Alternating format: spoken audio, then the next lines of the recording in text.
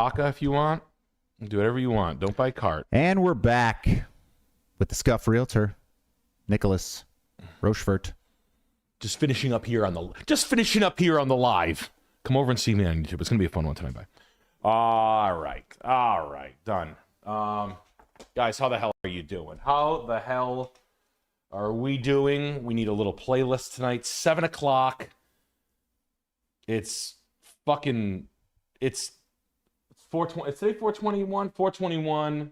We had weed smoking day yesterday. We had Sublime Guy. Love that day. Love that day. Hope you had all your weed. Feels so good in my brain. I love it. Calms me down. THC is just the right amount. 40% THC. So everybody wanted that. We got it. I got it. I wanted.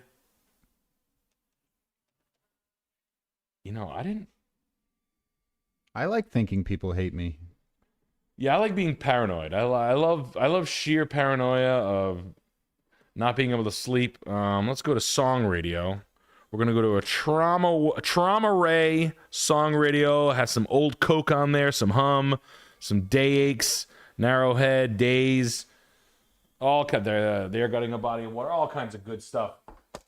All right, how the hell are you? How are you? Back in the saddle. We've got a week left until we leave for our final leg of tour. Who gives a shit about that? Come see us live. We got Richmond, Virginia, one of my favorite cities in the United States right now. Low-key, metal bands. Metal bands. We've got 5 venues that have rock shows every night in Richmond. Richmond, sleeper city. Yum, yum. 45-minute hour to the beach. Guys, I like that stuff. What city's got heat? Let's talk about it. That's where I think the market's going. Miami. What's that? Nothing. What? Miami. Miami's got a lot of heat. So does Arizona. Technically, it's the hottest. So does Death Valley, technically. But sorry, everything's funny to me. I'm still recovering from yesterday. He's still got the giggles from all those joints that he was smoking. And the munchies. Yo, the munchies, dude. I had 4,000 calories. I blew my diet apart. Yo, stone, dude. Peace and love and paranoia. I love smoking and then watching my favorite spicy videos for about 4 hours. I love edging. I love edging until I'm 50. What's the market doing? Who cares, right? Welcome to Scuffed Realtor. Of those of you who haven't seen the show before, hopefully we can talk about homes, discusses the current real estate market. Why? Well, because why not, right? We research things for 4 hours that we spend $60 on, and then we get our clit fingered for 1 second, and we spend $300,000 in the wrong direction, and then go ahead and spend every dollar, and we can really, really get ourselves into bind. We have a backwards mentality when it comes to time spent on investment and our behavior around it, I think. So hopefully we can take a look and we can sort of just basically not buy bad houses and be able to differentiate a good deal and a bad deal, how and why that happens. Why me? Why do I know how to do that? Because I've been around it my entire life. My brother's a real estate agent. I've done 10 or 12 of these fucking things. I just built a house. I'm in it. I live in my new house. Yay! I live in my new house. It is awesome. Almost poked my eye out. I will say this though. You know me. I'm not a fucking. If I tell you something sucks, it sucks. I will say the house that I built fucking rules. Very, very good first 3 days. Sleeping like an angel. I'm pretty proud of what I built. It's pretty nice. I think I did a good enough job. It came out nice. I got things in the right place. It took a lot out of me. I almost poked my eyes out. I almost killed myself. Almost smashed my wife's head with a cinder block. I almost burnt. Unalived yourself. Sorry, we're on YouTube there. Unalived myself. You can't say kill yourself on YouTube. Really? Yeah, you got to watch it. Well, I didn't mean that. I meant unalive myself. There you go. Don't kill yourself. Unalive yourself. But yeah, so listen, I've watched people make big mistakes in real estate, and there's nothing worse than that. In fact, hell, I met someone yesterday at Julian's. Hey, Bobby, how are you, buddy? And he was like, "Yeah, man." I met a guy at a breakfast, and he was like, "Yeah, man, watch the show all the time. You cooked my house really bad. I think you thought we were selling it, but we actually just bought it." And I was like, "Oops." Hey, it is what it is. So I try to objectively kind of take a look at it from where we're going to be in 5 years or where it was 5 years ago, kind of taking a look at everything like that, and making sure that we're not putting good money before bad, stepping over dollars to pick up dimes. And that's it, really. That's kind of what we do. I don't have anything else other than this. It's just hopefully just eliminate people from making bad mistakes, which is really what I realized in my old years. I'm 76 years old, and I dress like a 14-year-old weed dealer at a skate park. But I just want to get you guys the best marijuanas that my stepdad left hanging around. Some kill. Some kill? Yeah. Yeah, he left it just like an extra pee before he went back to the penitentiary. Some sticky. Yeah, that gas. No stems, no seeds. And yeah, I mean, the show, I don't want to tell listen, it's the worst, okay? Being in a position where you bought something that sucks, or spending your entire life getting out of a hole, or trying to make something that it's not, it's literally like, it's like trying to make a hoe a housewife. That's the best probably analogy on buying a bad house. You can spend a lot of money on something and it just ain't gonna work, or that wasn't the plan, or it was too late in the market to pull that maneuver off. So let's try to eliminate that. And what I was getting at is being comfortably money wise, the more rich guys I get to talk to, it's really just eliminating mistakes, not going on fucking cruises that cost $15,000, or, taking your kids to Disneyland every year or something like that, or buying cars you can't afford, or spending, or having like subtle addictions that bleed you dry, drugs, alcohol, clothing, shopping, phone, games, gambling, whatever it may be, bras, sex. I don't give a fuck what it is, but let's just hope you don't have those. And I just want everybody to be okay. That's the truth. So that being said, where are we at with the market? We're in a really bad. I really want you guys to follow Nick Gurley, which is really funny. That's the real CEO. Nick Gurley is Nicholas Gurley. Nick is the CEO of Reventure app. Reventure is a pretty good statistical data host to sort of like back check any theories that you may have on any particular zip codes, where, well, how is this market doing in this economy real estate wise? I do follow, I'm a subscriber to him. I've asked him to come on the show. He keeps fucking denying me. Nick, why don't you come on my fucking show? It'd be great. Stop it. I've had guys that have way more money than you on the show. James Bohan, that guy's a fucking multi-millionaire, who's doesn't need my fucking money, or doesn't, just likes the show and likes what we do here.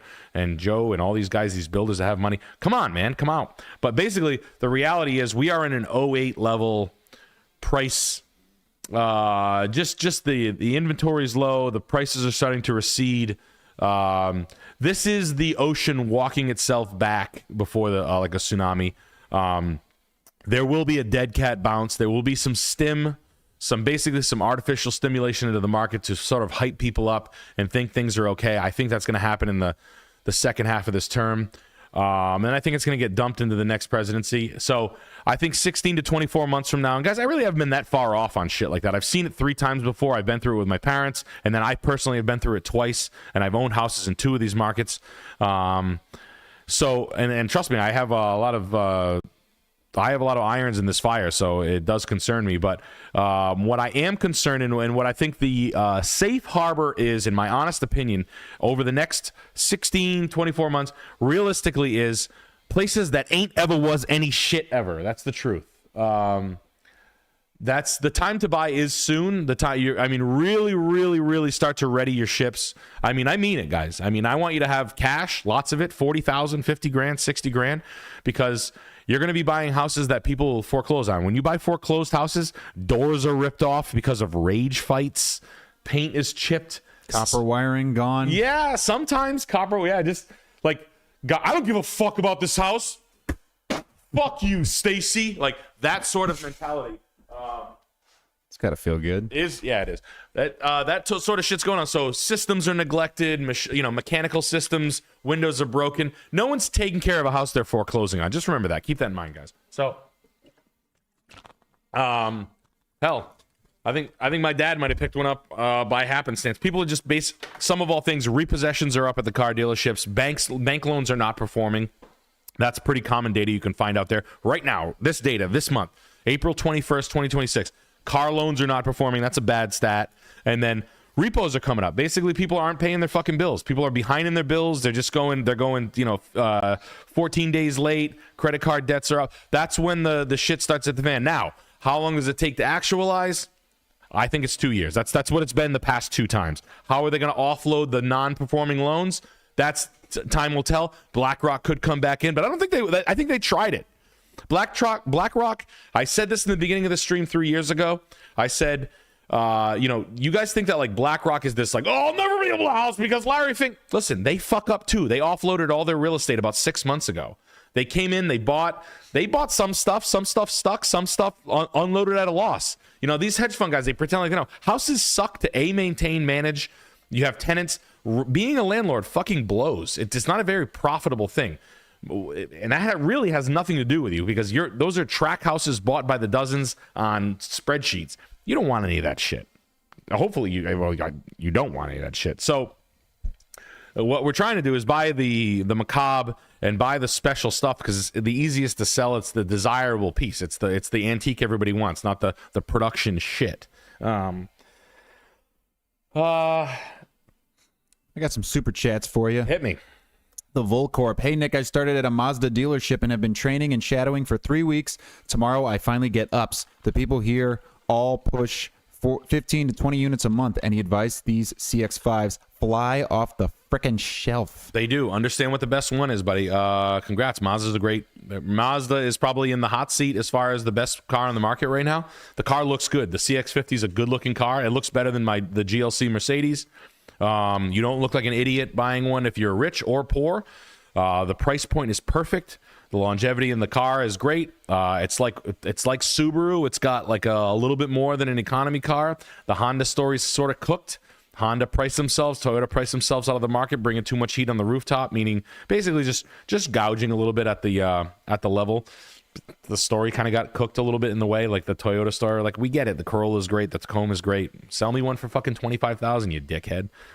Making a $50,000 price small pickup truck was a mistake. And I think they're walking it back now, and they're paying the price. Never mind the over manufacturing and that the spun bearings and the 3.5 liter V6. That's just changing their platforms and trying to just do too much. I think Toyota cooked themselves, and I think Honda underperformed themselves, and they really just designed themselves to the middle or lower. I don't mind when design language stays stagnant, but I think they fucked themselves on just being too boring. No performance line cars. They really dropped the ball with Acura. It's just an uninspiring brand, and they fucked up from Acura down, and the fish stinks from the head. Longevity's there, but just whatever. Hey, good, nice guys finish last. It's like the nice girl you could have married that would have been a good girl, but she just don't fuck that good. I'm sorry, I'm sorry. When you're having sex, sometimes it's not going to get people there. Heavy, too. And heavy. It's a lot of weight on your rib cage. And Honda sort of like the Honda Performance Division just never did anything. They never fucking came out of there. A-spec wasn't enough. They needed more. And Mazda's doing it. I love you too, babe. That was pretty good. But are we talking about walking off mediocre sex? No, I'm talking about a girl on top of you. Oh yeah. You're pretty good.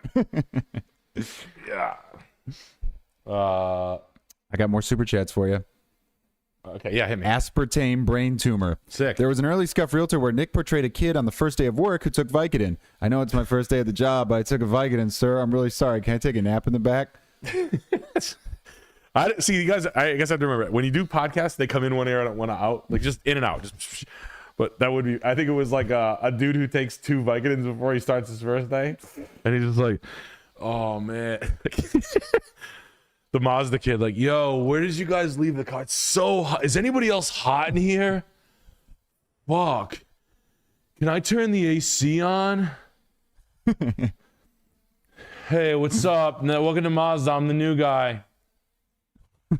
It's itchy in here. Yo, so what are you driving now? It's itchy. Percocets make my nose itch. I'm on them for my shoulder. That is fun. God damn it, that's a good bit. I will remember that more. Vicodin day 1. Worker day 1. Thank you to Super Guy Deluxe for 10 Salmon Clip Perfect Nick memberships. Don't be that guy. I mean, shoot straight, buddy. Honestly, shoot straight. Show them the best one and why it's the best one. Cool colors, sell cars, good configuration, good spec, always builds good cars. Be able to understand the best in your own model line. That is something that will demonstrate your intelligence inside the sales. Like, show a customer what a really good build is, but understand why. 72% cars are black or white or grayscale. Oh, you know, a mustard colored car is, you know, it's personalized, blah, blah, blah, this, that. But find a cool build on the car and what makes it great. But honestly, it's always just going to be leasing, cheap leasing, and how to get there. Explaining to your customers, don't bullshit them. Don't fucking lie to them. Deals always fall apart when you lie. So they do exist. You don't have to be a fucking slime ball. And if your managers are being fucking slime, learn how to turn it around and be on the side of the customer. You can do it once you get smart enough. I do wish you the best on that. And there's a lot of guys out there that watch the show that do sell cars. Shout out to all you guys hoofing. Before we get started, guys, new things, new arrivals. New arrivals say secondary cups. Guys, we made the dopest thing. We work with Soda Glass, made this. Quick view. We made an heirloom, right? We got these cool glasses. Hold on, let me switch to the other. Coming back. Whammy. Nah. Anyway, new things always, right? New things always to the website. New rugs, new items. We created things in-house. We're excited. We're coffee. We've got Bolt Coffee. We've got our own. We're sending out a new one. We've got a varietal coming out. We've got... Houses are closed, guys. These are going to sell out. These are selling like fucking crazy right now. But they're dope. You keep these forever. They're well made. They're hand blown. They're hand done here in Rhode Island. John Watanabe. He's a glass artist. And yeah, man. We work with them. They're dope. They understand all the Italian stuff that we like. And they work with us hand in hand making stuff. And if that's not your thing, well, the rug sold out quickly, so that's that. So, yeah, I try to get a rug for every price point. I get it. You think this is all stupid stuff? Guys, you look at $1 million house. This is stuff you keep forever. I'm looking for stuff for my personal house. I went to go buy plates and cups and forks and stuff like that. It ain't cheap. It ain't cheap anywhere. I thought I was buying forks at fucking Pottery Barn. I was like, yeah, I'll take those. Those are $80. I thought she was coming back with like a big box of forks. It was one set fork knife. I was like $80 for 3 for a fork, knife, and spoon. It's crazy. She's like, yeah. I was like, oh. And then I'm like, so I have to buy like 8 of those? She's like, yeah. So I'm like, I'm going to the antique store. $40? Yeah, fuck that. You go to an antique store, buy that shit. They give you a box for like $1. Yeah. A giant cardboard box Literally, of old utensils. Yeah, buy your fucking silver at Salvation Army. Yeah. Fucking have mixed mocks. I was like, that was crazy. That was an eye-opener. Same thing, glasses. Anyway. That was just wild to me. I didn't know one like that. Anyway, we appreciate your patronage. We are out there. I'm making playlists for you. We were on tour. We are on tour. Next on deck, Virginia Beach. We're coming back. Let's sell it out. Carolinas. Don't make me fucking look stupid. South Carolina. Please. Carolinas. And then fall tour is going to be announced. All West Coast and East Coast and everything. We're going to retour. We're doing stand-up. That's a long ways away. It's a long ways away. October, November. End of September, October, November. We're doing a stand-up and scuff tour coming to California. We're going to announce it next week. We talked about it a little bit in the last one, but that's coming out. We're going to bring some wild boys and some friends on tour with us. I'm going to do some dates with us. Some names you know, some names you don't. I don't care. We got Ben Avery and Jeff Dye as our openers. Yeah, we got Ben Avery and Jeff Dye. They're going to come out and do some shows with us. I've got Adam Freeland and Stavros said he would stop by. Stav said he's going to come by. Yeah, Sarah Squirm and she's coming. And Schlesinger's pulling up. Isla Schlesinger's coming. Steph Tolev. They're all coming on the road. Cuomo. Yep, Cuomo. She's coming. So can't wait. Yeah, they said they'd work for $50 a night. Anyway, paying in shows. I'm paying them in exposure. Anyway, let's get to it. Let's take a look at the first house of the night. Janky Road, 23225. North Chesterfield, Virginia, 7740. Smart. Get me before I get there. And this is from Alex. Hey, it's the Richmond lineman guy again. Buying this. How do I fix the Stanley Kubrick nightmare interior? Also, need plant ideas for the front facade. You sure do. Yeah. What is this? Mike TV's house? God damn. I got molested by Willy Wonka. Now I'm in the house. Willy Wonka shoved the kid. Not until you're 13, son. Yeah. Oh, look at that staircase. You're not even going to fit up those stairs, my man. Wild. Yeah, this is some fucking Virginia tobacco shack shit. Well, first of all, let's get the fucking leaves off this. Let's open this up. A little bit more, a little bit of tree work. Not a big deal. I would work with this curb that's set. Let's just stay here. The back row would be, I mean, you're in Virginia, so Sweet Spire is probably what I would go with. I would go back row hedge 1, 2, meaning straight line in your big stuff. You're 1, 2, 3, 4, 5, 6, 7, 8, 9, 10 Sweet Spire, which is this.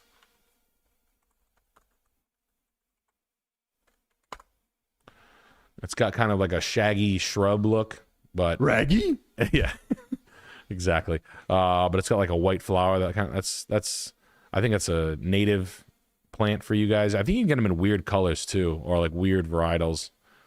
But at any rate, that's your growth height, and then your front. I would probably go with something low growing, solid green, maybe even dark green, Lariope, forest grass. You can go shade too because you're full shade. So you could paint your metal roof if you want. I would consider that just for a dress up, and then but basically 10 Sweet Spire, Inkberry as a solid green background, and then a like a Hinoki Japanese forest grass as far as your small 1 gallon, and you kind of plant them 1, 2, 3, 4, 5, 6. So you'll need about 35 of them, two species, and maybe 2 pots left and right of the door with annuals. And then maybe cover this side as well. Take this piece of shit concrete, bury this drain, get these drains linked up, and then dump them into a French drain. Because I don't want to see that. As far as that goes, I mean, what it was probably bad. Douching a place in white. I don't. I know that floor was ass, so I don't hate it as much as everybody else's. I mean, rugs would help that, believe it or not. But crushed stone is your best friend right now, and if not crushed stone, irregular flags. Irregular flags, just basically weird shaped stones walked out to this, basically steps from here to here, where you dig them into the ground, lay a piece of stone as steppers from here to here, and then around this, probably a 6-foot radius, where you nail a spike in the ground, you take a piece of tape, you come out 6 feet around this thing, dig this down, get all the organics out, and then put crushed stone. Make sure you have enough room basically to keep your feet up on some Adirondack chairs, and you do need it. The moss is telling me that there's just too much shade back there. That's why I work the outdoor space. I do like it. I don't hate what it is. It is small, and the white kind of does help the area. I would stay with the white for now because you don't have a better idea. And if so, you need just basically a natural American oak flooring. I would probably go with just because of the cost. You can do.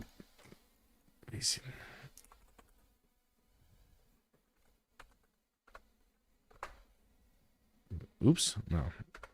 What VCT?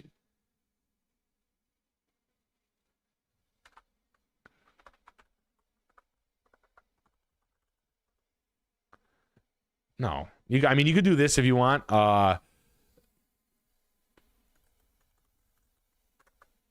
This is the cheapest way to do this. You can make this not whack, but you can also make basically vinyl wood.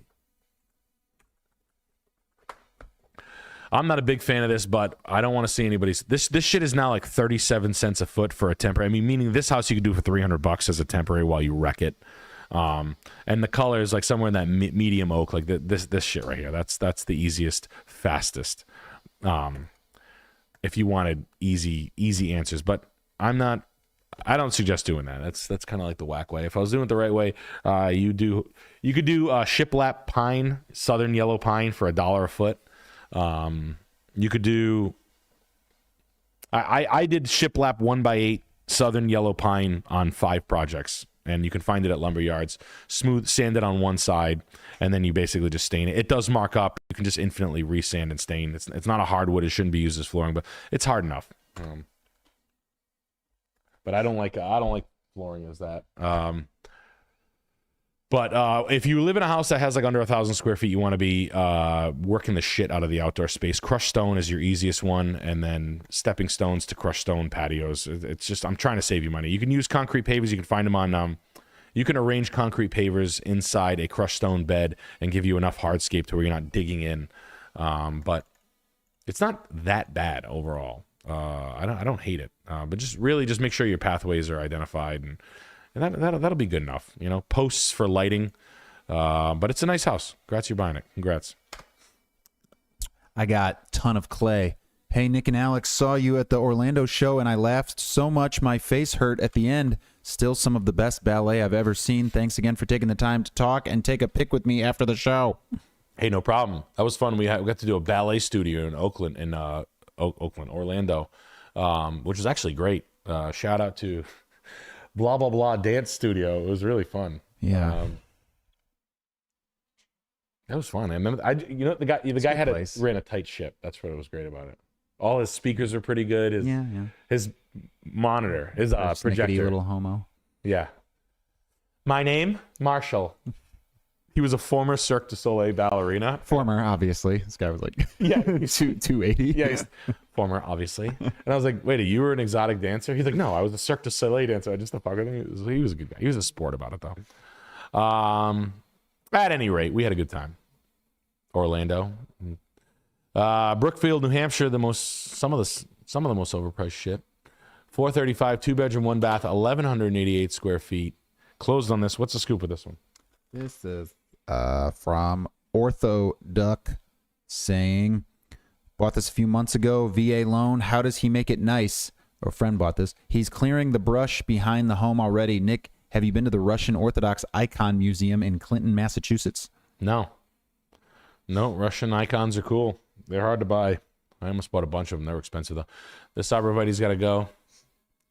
That's got a nasty root system. He's got to get rid of this ASAP. The siding's good.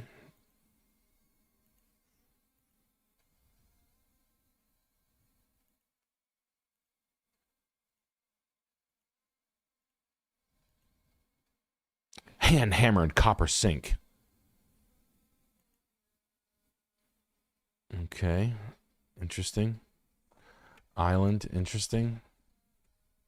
We're doing a lot. We're setting this up. I got dog lover here. Look at this fucking stupid dog sitting here. He's like, why is she always naked in front of me? This is a sexually active woman's house that was bought. So no AC. So we got fans. I mean, you got a modest sized house and you got a fireplace dead smack in the middle, just eating the entire fucking foot of the, and that's a pellet stove almost. No, it looks like a wood burning stove. That's wild. Got a wood burning stove and everything under the sun on it. Okay. I mean, I'm going to go with a mechanical overhaul. I got a 3D printer right there. Wow. All right. Yeah, we got window unit ACs. Carrier or train system installed. 20 grand is going to be your best return on investment on this particular piece. The perennial garden in the front is an absolute fucking mess. That is a dreadlock. That is a set of dreadlocks that went out of control that now has mice. The bee cedar shakes are cool.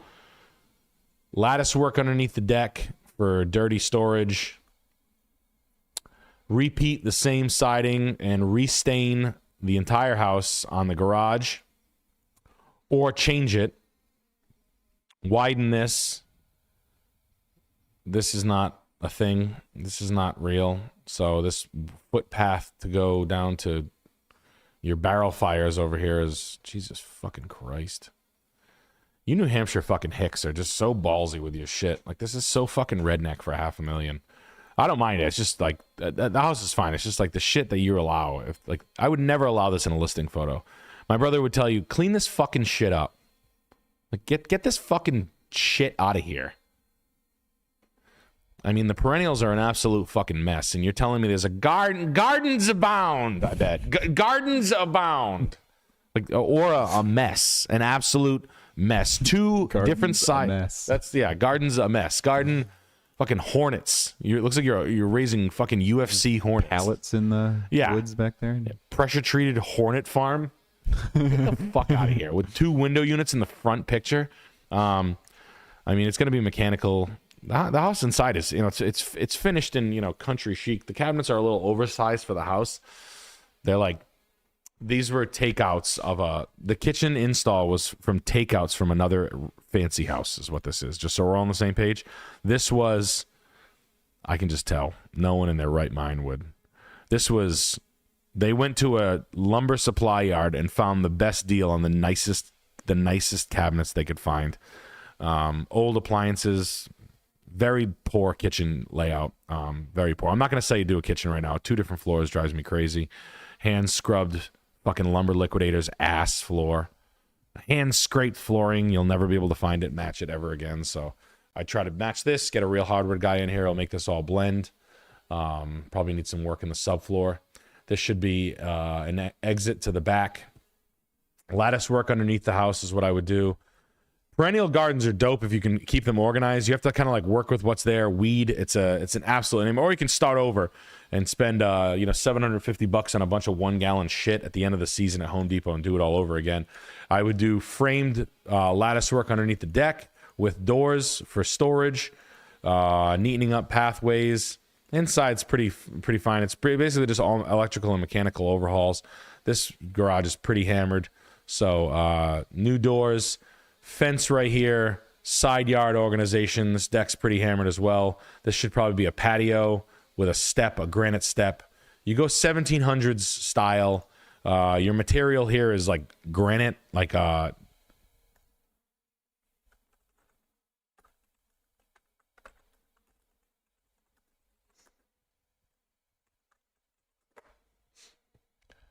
sort of like, this is sort of the style you're trying to find. This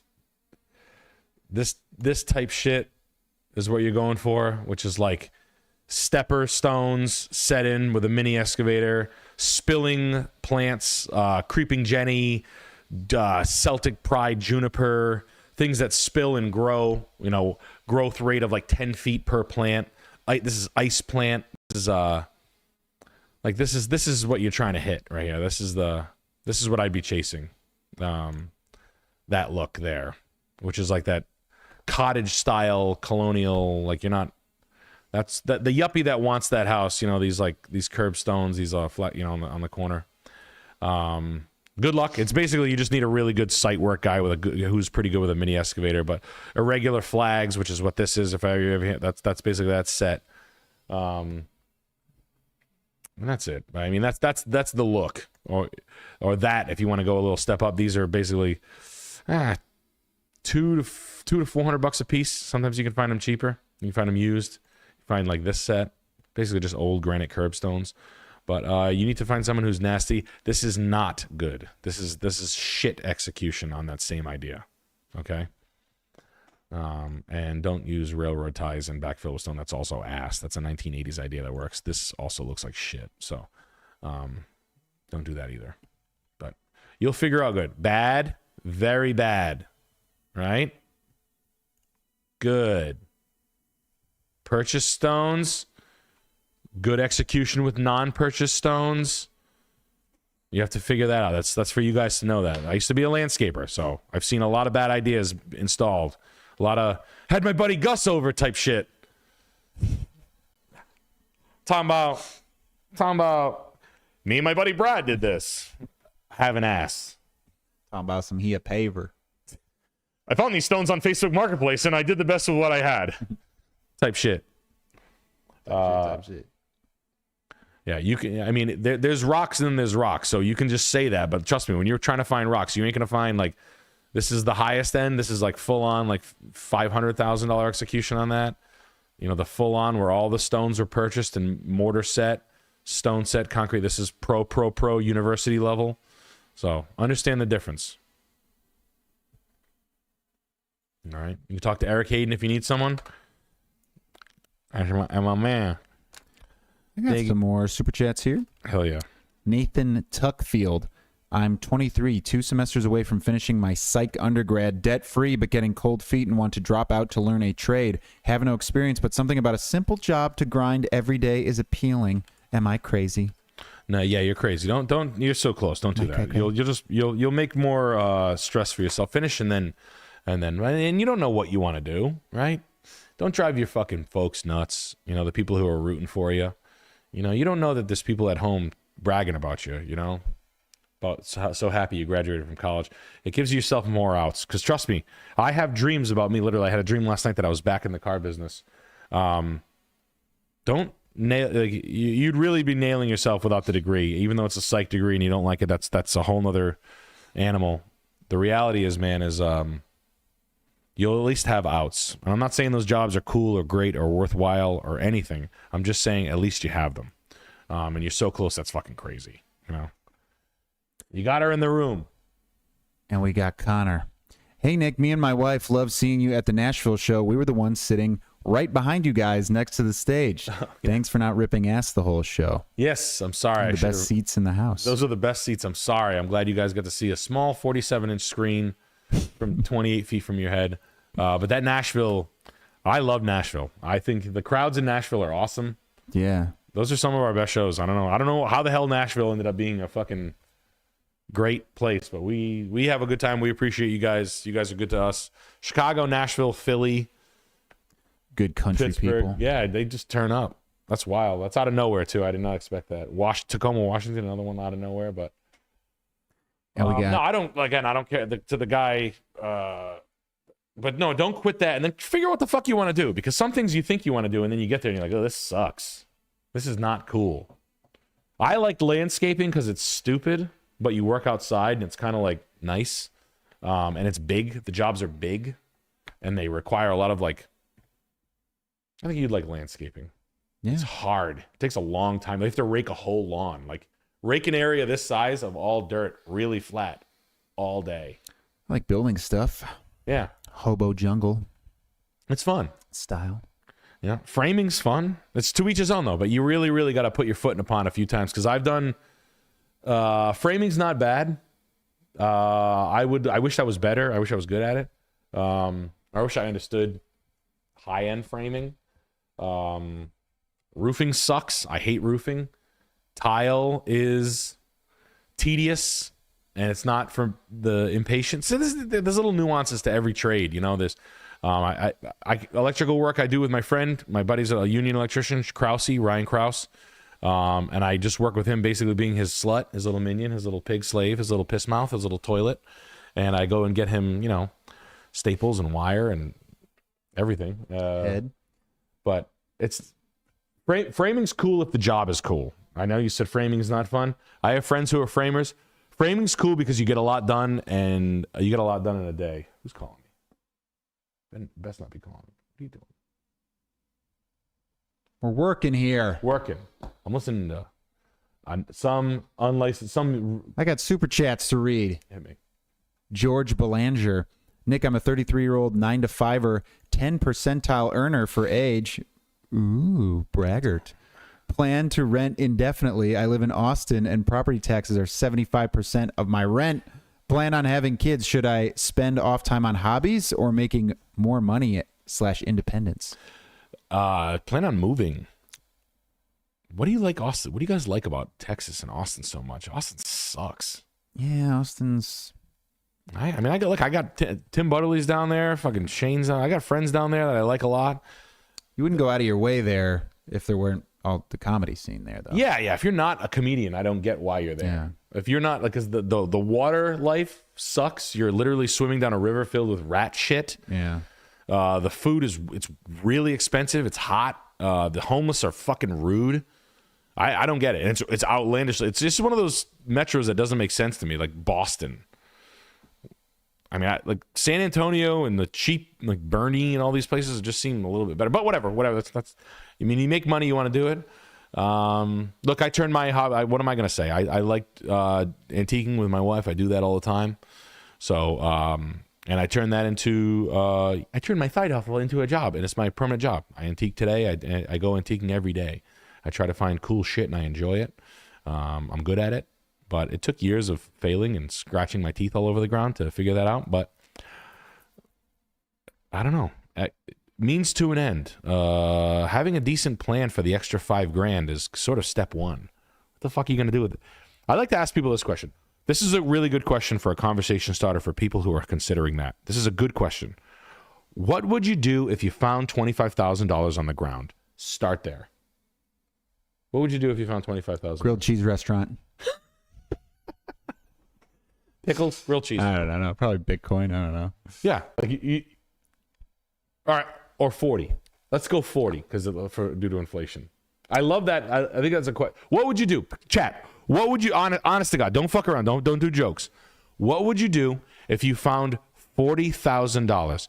Not enough to do some moves, more than enough to do other moves. What would you do? Because that's the amount of money you're essentially asking for out of your side hustle, your extra work, your overtime, your snow pile, etc. What would you do? And it's what I used to ask myself when I worked extra hours to sell cars, because I would hustle a little harder. Instead of selling, I would like work my days off for 3 months in a row so I could get an extra 25 grand. And the answer is I would put it into landscaping. I'd spend it on my house. That's the answer. I would build stone walls. I would do cobblestone lined driveways. I would do landscaping plants to make my house go from one price to the next price. And I did it. But then I'd have to do it all over again every fucking 6 months. But it's an honest question. It's just a good thing to ask yourself because it puts you in the mindset of like, okay, I have the money. What would I do? But you put the shoes on of like, what am I going to do with it? It's here. Okay, it's right in front of me. I have it. It's in my account. My bank account says it said $3,000 a couple days ago. Now it says $43,000. What do? Grilled cheese business. That was still top of mind, but now I'm thinking we could add soup as well. I'm gonna make guys Omaha steaks, and the sun says, "Son, look at the air, look in the air, Omaha steaks." That's Gary Busey on the Omaha Steaks pitch during The Apprentice. There is like a grilled cheese restaurant, like one in every city. Yeah. And you go, What the how fuck are you doing? fuck do these Indian guys make money with that? Beef fat. I am beef fat. Fucking cheese and the fucking Cheese, fucking people love that cheese. Look at this fat fucking guy. Hello, welcome to Cheese Man. Look at these bigs. Welcome to the Cheese Monster. How can I?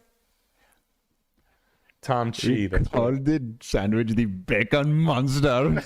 Boo! You'll have diabetes.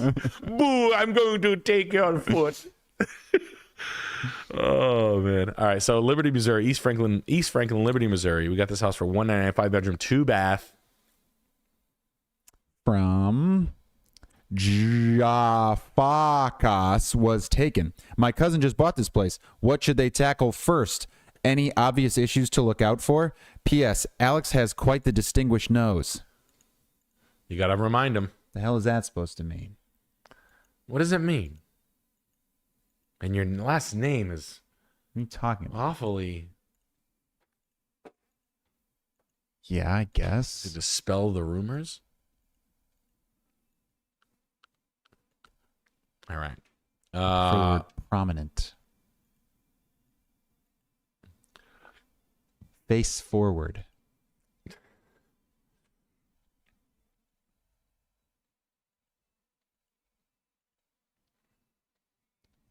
I would straighten out the fence. Straighten out the fence posts immediately. Put some borders in on your driveway. I mean, we're at $199,000, so I know we're not going to spend it. Let's get some of these bushes off the house, just trimming them back a little bit. But cottage garden style. Look up cottage garden style ideas. Hedgerow in front of this porch, right? Again, we're going to go inkberry. Well, I think you need a handrail here, but I'm not going to. Let's lean the posts up, get the posts back, sand and stain the fence. Plants on the outside of this to just make it look a little bit better. 36-inch plants along this thing. If you can get a double row cobble border along the entire driveway, if you can slowly stack cobblestones off Facebook Marketplace or bricks, it would be pretty nice. Sand and stain. Rip up all the carpets, sand and stain the floors yourself. Rent a corner sander and a sander. Just literally ask the Home Depot. Look up how to do it. You can do floors. One of the jobs you can do yourself. You can do paint. You can do floors. These are jobs that everybody can do. And if you can't, don't watch the fucking show anymore, dude. Go eat your fucking snots in the corner. If you can't figure out how to sand floors by listening to a Home Depot guy tell you exactly what to do, who's literally a fucking drooling monster. Just look it up on YouTube. Yeah, look it up. And if you can't figure out how to do that, don't watch the show anymore. Literally, go and eat. I'll tell you what. I'll pay you $10 an hour to eat your snots. How's that? You send me a video of yourself eating your snots for I'll pay you $35 an hour to eat your snots. How's that? Heating system's gonna be fine. You'll probably have an oil-fired boiler in the basement.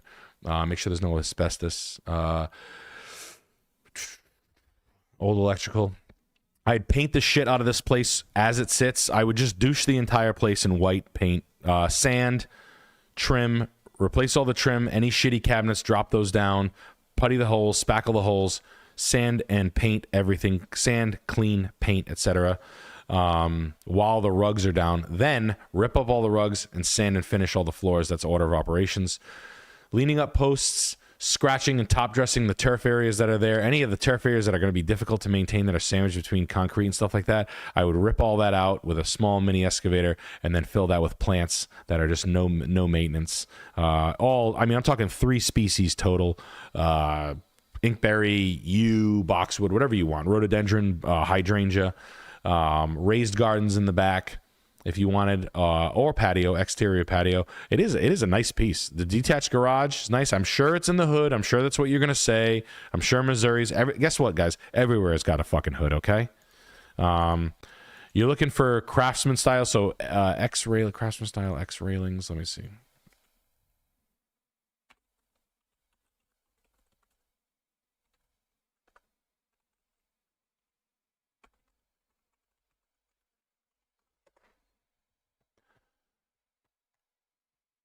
No, it's not what I want.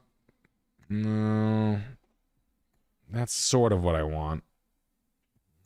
Better. That's what I'm talking about with the the green, but I want the green. I want that touching. That's not enough. They should have planted more. Not the right height either. That's a louvered. That's not really. A louvered is more of a coastal look, but I'm thinking this or this. That's great. Like a shaker style, which is basically like a 1x4 or one. If you can get this executed on your front porch, that's great. That's the look. That's even better. Not cheap, but if you can pull this off, that's where I try to land. Bang. It's just a double idea. Just for this front here. I know you're overdoing it, but whatever. You wanted my fucking opinion. Yeah, you can paint the kitchen cabinets at the same time. Sand all the floors. All right, we're shut them down. Goddamn, they're shut down. They've been shut down. Was this house built in 1908? Doesn't tell me. 1900s, yeah. Nice piece though. Go for it. Just go for it. Brick and bluestone and cobblestone are your materials. Go for it. I like it a lot. I got Brendan O'Brien. Looking to buy a box of frame SUV. Want a 4Runner, but the new 2.4 turbo is bizarre. Sack up on a Lexus GX 460? Yes. Simple as. Yeah, do that. Do that. I'm sad that I'm sad I sold my LX. I should have never. That was a stupid move. I got caught. I got caught by like a value game. I was so like, I made a mistake. I should have never sold my LX. I bought an LX for 45 grand. I sold it for 47 grand a year later, and I was like, now's the time. Cars are going to the no, Lexuses never go down. Buy a GX. Any year, doesn't matter. Whatever you can. You buy a Lexus GX, anything you can afford. LX, anything you can afford. They don't go down in value, and buy those. 100%. Or RX even. Don't care. You can buy Sequoia too. Sequoia Limited is pretty safe. A Sequoia Limited is a lot of car, but the gas mileage is horrendous. I mean, absolutely horrendous. So just keep that in mind. They all the Toyotas, even the Lexus's gas mileage is absolutely mind blowing. I got more super chats. Hit me. Smeepus. How do I find a good realtor? I'm looking for something special in a competitive market, and my family is pressuring me to use my idiot cousin, but he has no experience in this price range. Am I being a dick looking elsewhere? No. If you're in a competitive market, you can't afford. Sorry, cousin. You have to tell him straight up. Sorry, cousin. You're Dude, gonna get. fuck you. Come on. Yeah, dude, you can't. Dude. Your name was. Give me the money. Dude, your name was Zit in high school. So what? I'm chill. No, you need. Your cousin can get a referral. That's what you do. You have your cousin refer.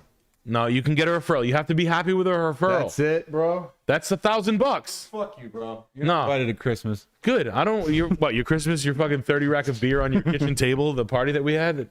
No one wants to go to that shitty ass. Just have your cousin. But the reality is, if you're on a hyper competitive, you need to go to the. And listen. You go to the biggest agent in the market. There's a list of top 10. Go to them. You go to them. Hi, I want to buy a house from you. You're the best. You have the most data. You're good. Not the slut. Not the razzle dazzle. The legit fucking sleeves rolled up realtor that exists in every town. The legit team. You have to be able to delineate who's who in that. And that should be self-identifying. But yeah, you're going to need that. You're going to need a seasoned real estate agent to get your offer approved, if you're in a hot market, you need a legit real estate agent. You need someone who can get to the bottom line. You cannot have I don't know why they didn't keep taking your offer, because he didn't call and work with them before. He doesn't have a relationship with the guy. He didn't say words responding, dude. Dude, I called him. What do you want me to do? I don't know. It's Nightmareville. It's like anything else. It's like, yeah, no shit. It's like a divorce attorney. It's like a real good lawyer. These real estate agents have basically what the reason what makes a good agent. It's like they work with each other, right? If you've done 10 deals with this person, you're gonna figure out a way to make the deal work with that person. Okay, new dipshit cousin who's like, hey, like he walks in with cum on his shirt. He's like, oh shit. I mean, my cousin's he wants to put an offer in of $385. Is that chill? Would that be pretty chill? Oh, is that chopped? It is chopped? Oh, shit, I knew it. So, that himbos and slut real estate agents fuck shit up all the time for normal people. I don't give a fuck about your stupid aunt that got divorced and decided to become I don't care about her. Your uncle divorced her because she was a fucking idiot and she drank too much. And she said stupid shit when she got drunk. You ever think about what it'd be like to be a bird? Your harebrained aunt who becomes, I always just wanted to be like a butterfly. Yeah, Sheila. She got one butterfly tattoo on the shoulder blade. You ever want to be a what color would your wings be? Mine would be pink and purple. I would be a monarch. That's who becomes a fucking real estate agent, because they got talked into it at a bar and they're like, yeah, I'm just making a few extra sales a year. Come on, that's not the reality of it. Good real estate agents are nightmares. Their life is a nightmare. Nick, aren't we jumping the gun here? I mean, you don't really need a real estate agent. Yeah. If you're selling or buying, right? Yeah, you don't even need one. No, you'll just be able to walk right in and be able to get that deal done, and that's how deals get done. I got Jimmy Neutron Ali with a big $50 super chat here, supporting because you guys are cool. One day, I want to see your guys' comedy show. Well, that day's coming at the end of the month. That day's coming at the end of the month, or maybe at the end of the year. Either way, we will stay tuned. If you are in the Virginia, North Carolina, South Carolina area, yes, we will be there shortly. We will be there extremely shortly. All right, what's the scoop of this? Petersburg, Kentucky. Woolper Road, 4780, 13.4 acre. Jerry Rocket and the Go-Go Girls says use Redfin. How would you do the landscaping? Plants to hide basement walls? Nick, if you like Tagabow, you should check out Feeble Little Horse. Thanks, I know guys. Feeble Little Horse. I know these bands. Listen, someone asked me, do you versus self? Guys, I listen to Scrams 3 hours a day. I go to the gym. Yeah. I do my Zumba. Exactly. I do my shakes. What am I listening to? Scrams. Have you heard of Flowers for Emily? Duh. Of course I have. They're based out of Orlando. Yes. But yeah, no, I just basically put on song algos for, and that's all I listen to. I don't listen to any pop or new stuff. That's kind of all I listen to is dudes who, so this is your vantage point here. You got wildflower growing here. I mean, when you have, guys, if you have a big top down, use your fields like this. Just start to pepper in wildflower seed every year. You can buy it at the end of the year from Home Depot, shit like that. Really just start to walk your wildflower seed. I don't mind the double hedges. I just wish it wasn't used. I wish it was a fragrant.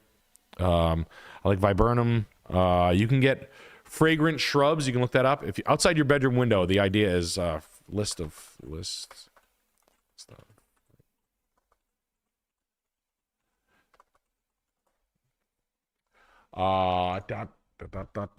Six shrubs for scented boundaries.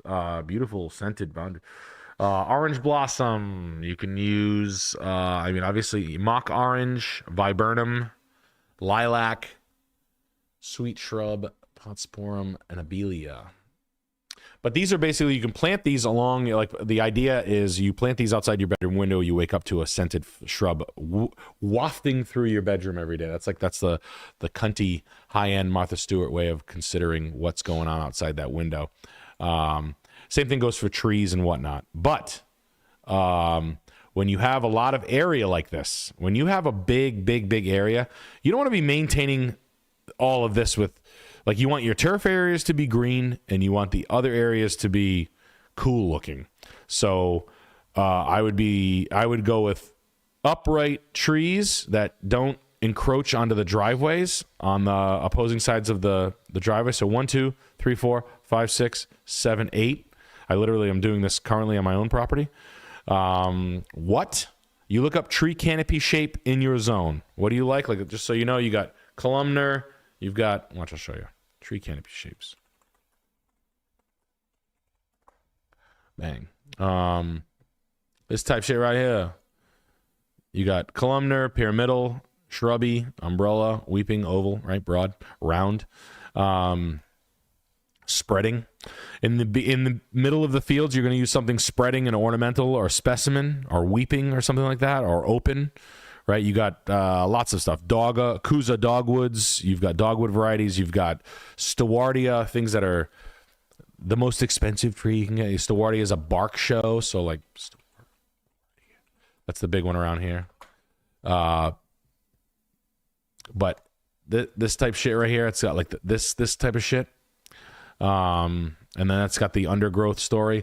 It's setting that up. It's really just skull fucking your nursery and finding out good deals on specimen trees at the end of the season or the beginning end of the season. I can't believe no one picked that up. Yada yada. Yeah, oh, did they? All right, well, I'm gonna pick it up. It was $700 all year. All right, what'd you do? Blah blah. So like here and here, you know, something pretty dope. 1, 2, 3. Your shrubs need to be taken way the fuck down, covering the areas. I guess so, but you have such a big property. You have so much work to do. You have to go slow. This and this should all correspond on the side of this fence detail.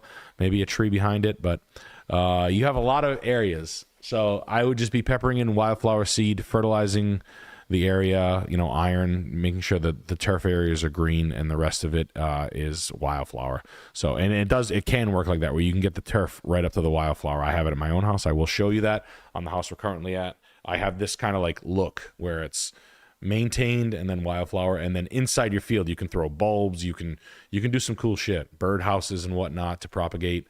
On this I would probably go with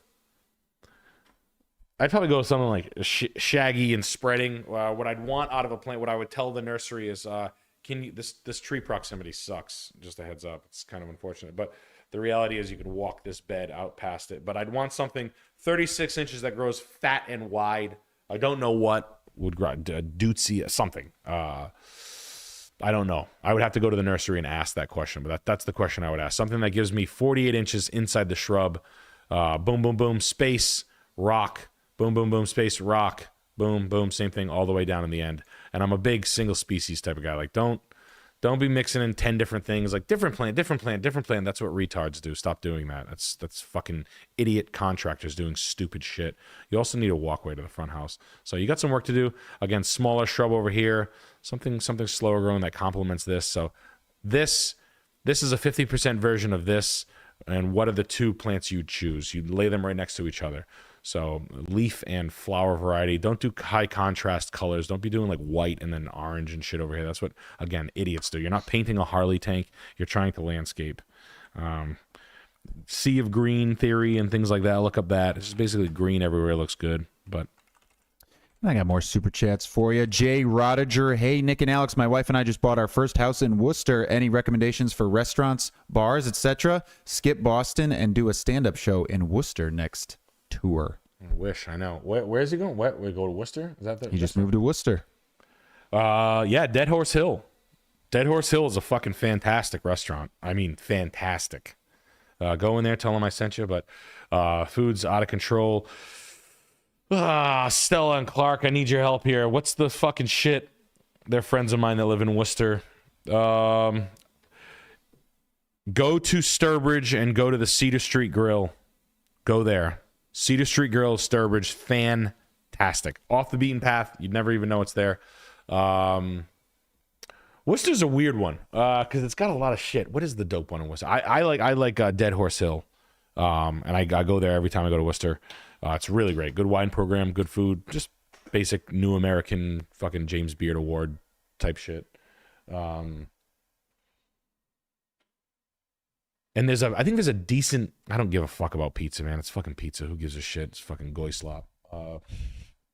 They got a good pizza program. Yeah, they got a good pizza. I like when they say program. Do they have tomato sauce and 00 flour? Like I give a shit. It's in the old bricks, actually. It's the old brick oven. Oh, they did that. Yeah, I learned how to do a Neapolitan pizza. You have to put a little bit of water in this. I don't give a fuck about that. Well, this one has dry aged pepperonis, so it's. I had no idea. Well, it's better. It's. But what was the other? What's the flour? It gets into the old bricks, and then it's sort of the air is cooking. Anyway, we got what? What else did he say? What was the question? That was it. Just bars and restaurants in Worcester. Yeah. We got Lax Goalie. What's the deal with new furniture? What's the deal with new furniture? Are there any brands that exist besides Crate and Barrel and Roche Bobois? I need to furnish my house, but the Chinese keep buying all my furniture at Boston estate sales. Yeah. I should stop saying Restoration Hardware because the quality is shit and it is super expensive.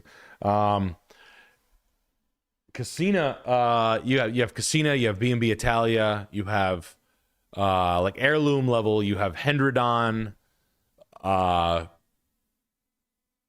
you've got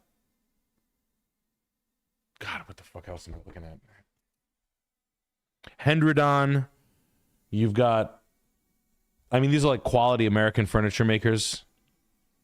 Let me see if I have anything like, what did I try to buy? I tried to buy a couple of weeks ago in my chat. Let's see, go here, go to your marketplace. CB2, Design Within Reach. I mean, there's makers if you can go nuts with furniture, but I mean, as far as like stuff you're finding that's gonna hold its value relatively well. Hold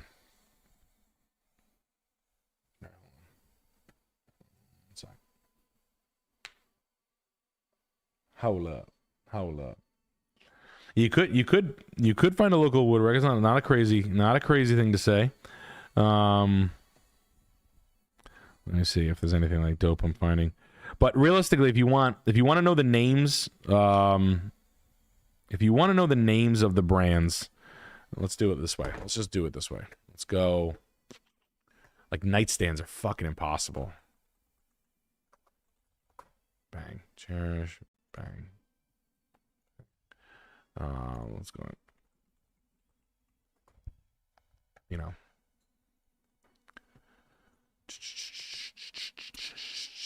I'm trying to think. Guys, please like the stream. Hooker furniture. Please. Hooker America. Mitchell Gold and Bob Williams sometimes has some okay shit. But yeah, they have to like the stream, please. Our house is a new one that's sounded like modern, but it's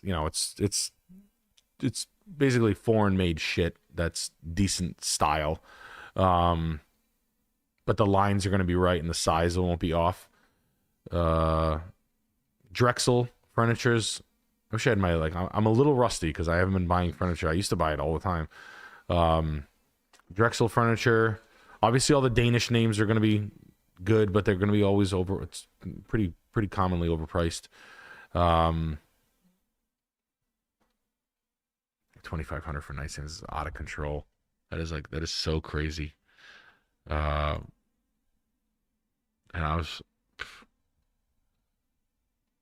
I'm trying to find brand names that you can find, but basically, I mean, this is where you kind of have to get that that eye, and you have to like sort of blend it all, because trying to find it by the brand or the style, you kind of just go with you can look at it and like this is well made. Biedermeier, yeah. Paul McCabe, but the new stuff you're going to be finding is like CB2, B&B Italia, Casina. Again, I like Resto Hardware. The quality is just sometimes fucking shit. It's shit. I mean, it's just Chinese factory made. You can find dupes on these. TikTok, there's got to be a better answer to this than what I'm giving you. And there's dupes on all this stuff. But as far as American goes, like Hendrodon's pretty dope.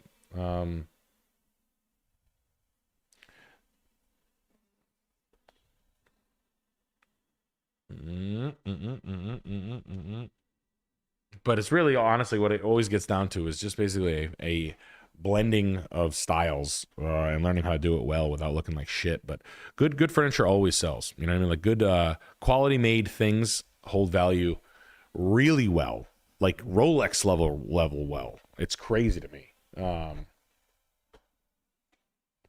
Article, yeah. Article is my wife talks shit hard about Article. But she's a fucking psychopath, dude. Don't listen to her. But honestly, you can start your research here. You know what I mean? Like just what's selling for big bucks. And then there's a different maker for leather and couches and shit like that, and stuff like that. But it's not easy. It takes a long time, but be careful. The shit's expensive. But the reality is when you spend money like that on good stuff, you stage your house with it. It looks, you're getting 15% but more. If your house is properly designed and laid out, you're getting on average about 15 to 20% more than the same house that just has shitty ass furniture in it. It's just the truth. Then you get to take that shit with you. And when you buy it for, let's just say $1,000 and you take care of it, you're selling it for $800 if the value is not going up. I mean, I've seen stuff. It's crazy. There's a pair of Hendrodon nightstands. I'll show you this. I was trying to buy these. This is a wild one that like blew my wig back. I offered the guy, I think $1,300 for a pair of nightstands, and he was like, "Nah." I was like, "What?"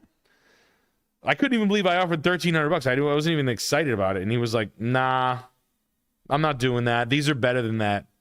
They're called." Nah. Scene 2. Hendrodon Scene 2. They're still for sale. Hendrodon Scene 2 nightstand. These two nightstands right here, they're like burl wood. I offered him $1,300 for the pair. He was like, "Nah, they're $2,800 online." I'm like, "Dude, I sell on Cherish. I'll take a deal." Like, I get it. They're pretty good. They're like the exact size I need. They're sized right. Nah. Okay, I'll go fuck myself. That's wild to me. That motherfucker paid $500 for him. So if you're out there, I mean, and it's not getting any cheaper to manufacture furniture. So when you see like solid, furniture grade burl wood and all this shit like that, it's well executed. Yeah, I mean, to make them every year is going up and up and up and up and up. It's gold. It's sometimes it's like literally you got to think about it like that. Anyway, yeah, I got more super chats. We can stop talking about that.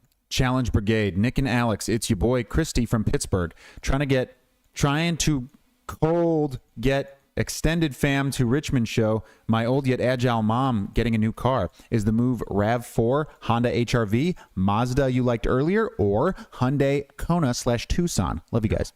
No, Hyundais are for morons. Oh. They've come a long way. Okay.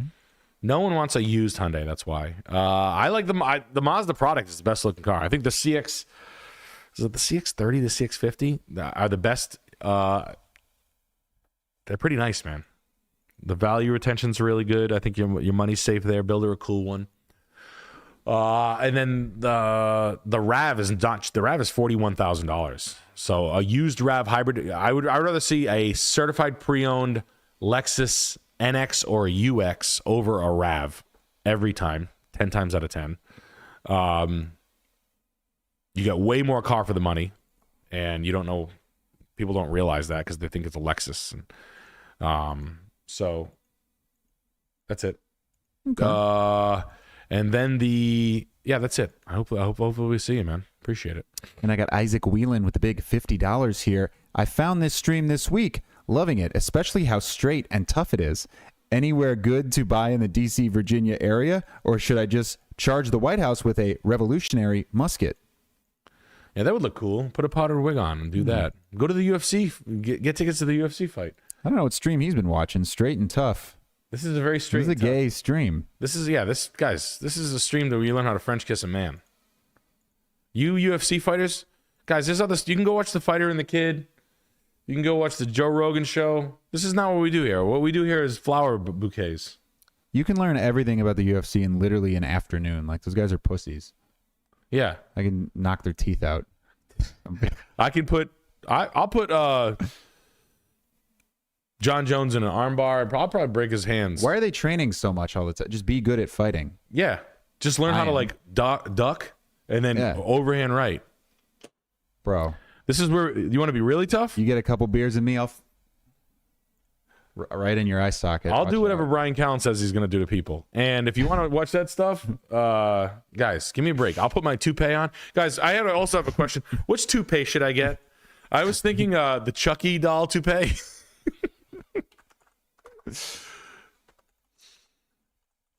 Some wig tape. Get a lace front. Like a black lady. I was thinking about getting like something like a toupee or like that. It's kind of cool. It's kind of sort of a Nirvana Kinda look. sick. Cobain.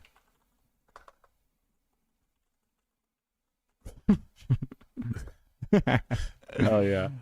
That guy. This guy. Yeah, that's pretty good. That's sick. I don't know. It's a fugazi. It's a fugazi. It's a. Shut up. I don't know. It's a lace front. It's a sew-in. I was thinking. I don't know. Yeah, this is where you look. Anyway, this is a very sew-in, Ma? straight stream. You learn how to put your hair in a ponytail and service a football team. All right, let's go with this house. Okay, let's check it out. Yeah. This house. Is this in Manchester? Yes. By the sea. Just bought. Near job. What would you focus on first? Most likely moving in the next 10 years. Thanks. First is grass. Your lawn looks like it's been drinking fucking poison. Your lawn looks insane. That's first. The inside's not bad. Hardwoods are original. Nice piece. Pretty well kept. Needs a kitchen. Corner built-ins, 1940s. Solid house. I think we're going to play the kitchen game first right off the rip. The 12 by 12 tile is insulting. The bathroom's nice size, like the stairwell. This door is ass. You can go ahead and go front door, back door. Don't touch this. Don't touch this tile. You can complement this tile with paint and wallpaper and brass because it would bring out that. Don't do that. Maybe a vanity, but let's not play that game right off the rip. These two tiles suck dick right here. These tiles rule. These suck. So, if you can match the hardwoods throughout the whole thing, that'd be great. And then I change the vanity at the same time. Mini splits, ceiling fan blows. We'll get rid of that. Ceilingfans.com. Ceiling fans are cheap now. You can get a nice one for $100. Make sure that skylight's not leaking or gassed or degassed. The wall-to-wall carpet seems like it's in decent shape. Finished basement. The color's absolutely horrendous. This door set is nuts.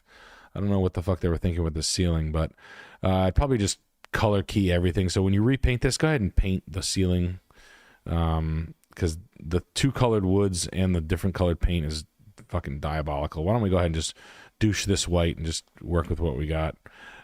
New asphalt driveway, fine with me. Garage door is probably your best friend. Why don't we do all three doors at the same time? Let's extend this patio all the way out here. Front door, back door, garage door. Why don't we do that now?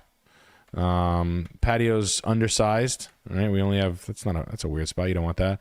So why don't we run hedgerow here, extension to fire pit patio into the backyard, top dress. Backyard's fine. You guys want to know how to do a top dress fast? Go buy 10 bags of dirt, drop them in the bald spots, cut them open, rake them out as fast as possible. 10, 20 bags of dirt. You can top dress your lawn in 15 minutes. Drop bags where they like. I gotta get loom and dump it on my driveway. No, you don't. Go throw 20 bags of dirt inside your fucking Honda. Drop them all like 1, 2, 3, 4, 5, 6, 7, 8, 9, 10, 11, 12, 13, 14, 15, 16, 18, 19, 20. Cut them open with a razor knife. Push them all around. Seed, lime, starter fertilizer. 6 weeks, you'll have a brain to do it today. Do it right now. If you're in the northeast or northern areas where you're coming out of a spring, right now do it. You just drop the bags all over. Scratch this shit down. Spring rake your yard. Drop bags 1, 2, 3, 4, 5, 6, 7, 8, 9, 10, 11, 12. Top dress, overseed. Walk on with spike shoes if you want. You'll have a new lawn in hours. No, in 6 weeks. You guys are overthinking it. Overthinking that. I see you writing down addresses. Oh, Well, sometimes they don't. they crept in. All right. Maybe But I didn't see the top of the screen. It's yeah, okay. and the door style, I mean, it's an American cape, so you have to go with something colonial style. But I think door is your best set. Shutter paint, awning paint, hedgerow. See how he did 1, 2, 3, 4, 5 different kinds of plants? That's stupid. Let's go single cool tree in the middle of the yard, tree ring 6 feet wide, single hedge hydrangeas match in front of this yard, cutting a bed in. It'll look great. I got Nathan Upton. Dick, my wife and I are both disabled vets. We both work. I rented my house from your advice and just bought another. Tell me how I did. And This then one, Decatur? And then he leaves an address. Oh, shit. Now this is a new address. All right. Oop. Dick in her. What is it? What's the... 1413 Mariposa Way. Lodi, Lodi, California. California. Lodi. You rented this out? Thank you for your service. You bought this one. Thank you for your service. Why are they drafting disabled people, though? That Yeah. doesn't make much sense. Just kicking you out of a bomber plane in a wheelchair? Yeah. Just Operation Dumbo Drop? do this? You're fucking dead when I get down there. When I get down there, you fucking incel. You're fucking dead. Watch out, Lebanon. Here I come. That would actually be fire. It's sick. They're like, what the fuck is that? Kicking retards out of Yeah, planes. just holding dead rabbits. just fucking ripping the fucking hair off of small children and shit. 539 in Lodi, California.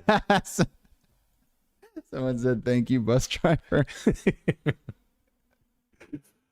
I mean, rented it out and bought another one. I mean, god damn it. I mean, the house is clean as shit. Backyard's really well executed. Guys, the river stone border, this is a really good execution right here. Just large stones and 4x6, super expensive way to do that. Raised beds. You bought this from a proud homeowner. 539, well maintained. I mean, good execution. Concrete Curb Company. It's a franchise. Good plantings. 1, 2, 3 plants. Good spacing. Pretty good. Pretty damn good. White picket fence. Easy long-term hold. Easy long-term rental. Easy rental. I don't think you'll have a tough time renting that out for. I think you could probably get $2,500 to $3,000. Maybe lose $500. Maybe lose $400. $4,000 a year. God forbid, if you had to rent that out. How much could you rent that for in Lodi, California? Lodi. How much would that rent for? If I had to guess, I'd say you'd rent that for, I mean, check that out on, I mean, the guy did a pretty good job. It's lived this, let's see, 305, wow. So, sold for $395. I don't hate it. Good enough job. Garage door, front door. Other than that, it's a good house. You don't need anything. If you want to fucking just do something just to do something, that's fine. I like what you bought though. California is a really, really tough market to buy or fix or do anything, but garage door, front door, cabinets are shaker style on point. Floors are fine. This door could be cooler if you wanted to spend money for where there isn't one, or where you don't need to. You could do the same thing. If you want to spend some money on stupid doors, you'd probably be the only value add, if anything. Other than that, you just be spending, just spending money to spend money. But other than that, nice piece. Clean, not much area for improvement. Don't hate the price. California is always fucking nuts. So I got more super chats for you. Beautiful America forever. There are 5 biscuit restaurants in Lexington, Kentucky. Here, the blacks are good. Give it a look. Hope you guys are keeping your gooch clean. Love you. I am keeping my gooch. There are 3 biscuit restaurants and 5 biscuit restaurants. Biscuit restaurants. You guys like your biscuit? Go eat a biscuit. That's got to print money, right? Flour and water. Oh, yeah. I mean, you know what's fucked up is that biscuits crush in the Northeast, and we have no biscuit restaurants. And then you go to the South, and you guys... You think what I'm thinking? Same thing, tile. Yeah, you can open a biscuit restaurant up here with that 40 grand. Yeah. Cheese biscuits. Herb. Biscuit, you cut it, and down the middle, you put cheese in it, put it on the grill. Herb biscuits. Oh, this is No, the cheese in the middle. 347 53rd, or I don't know what it is. I don't have that. The catering, I need that. So Well, we got more super chats for you. Yeah. That's okay. Fortin Bras, leaving Vegas for law school in Boston this summer, looking to spend $1,800 a month max for a place. I'm 21, so not sure if I should live out in Quincy and get a small studio by myself or get a bedroom in a shared apartment closer to downtown. Thoughts? get a bedroom. The quality of person you're going to be living with in Boston is going to be like, that's the only upside of that is there's no bums in Boston. So I would do that.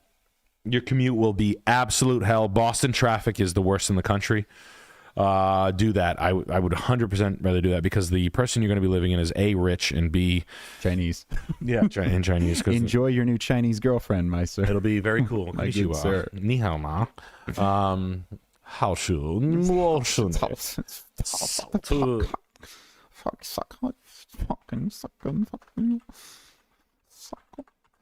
I got KC. Yo, Nick, working for my grandpa on his new house, learning a lot and getting good at putting up drywall. About to graduate, but I'm stuck between picking up a trade or searching for gigs in digital design. You guys rock, by the way. Hold on one sec. 快给们的我干烧了，晒的这蔬菜钱拿了一大坨是。黑哥们儿，我刚在楼下的洗手间拉了一大坨屎。拉呀的一大坨是。Hold on.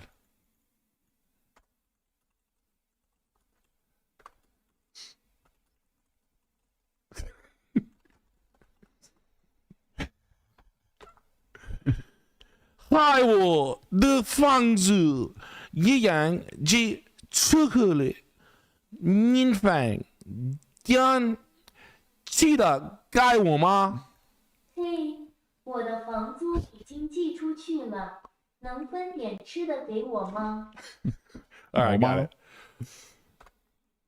Bingo, ma.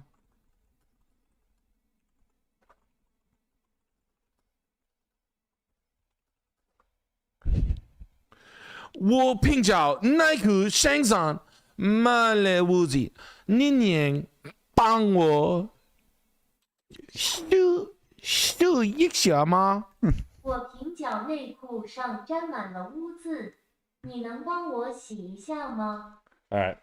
Anyway, sick. But that's what I would do. Yeah, no, I wouldn't live in Quincy. I don't know. Like downtown Boston's cool. The rest of it, surrounding Boston is whack as fuck, corny shit, super expensive. I would live with roommates before and then getting in will be nightmare. And KC, graduating, picking up a trade, or searching for gigs in digital design? The fuck does that even mean? Yeah, picking up gigs. I think both, right? I mean, both at the same time, all of it at once, right? I don't think you get to choose. I think if you want to do it on the side, I think anybody who has a, if you have a side like a oh, this guy's got, look at this guy, karate master. Hold on. Speaking of which, but the reality is, I don't think you're gonna have the opportunity to choose one or the other. You know, I think it should be a combination of both, and that's probably the best area for success.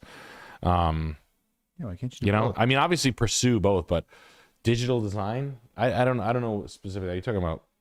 I don't know what that means either. You're graphic more into- design, I guess. Yeah, graphic design. It could You be can work 100 hours a week. Yeah, I did in my 20s. yeah. I'm constantly shifting gears and doing stupid shit all day, well into my 40s. But I don't know what else I would do. I don't really care. It's stressful, so I'm always stressed out. But I don't really care that I'm shuffling through gears, being like, I have to go meet landscaper guy, talk houses, then talk podcast stuff or comedy career stuff or that. That never was a bother to me. But that's just me. I mean, I like not having one answer. Variety is the spice of life. Boom, goo, goo.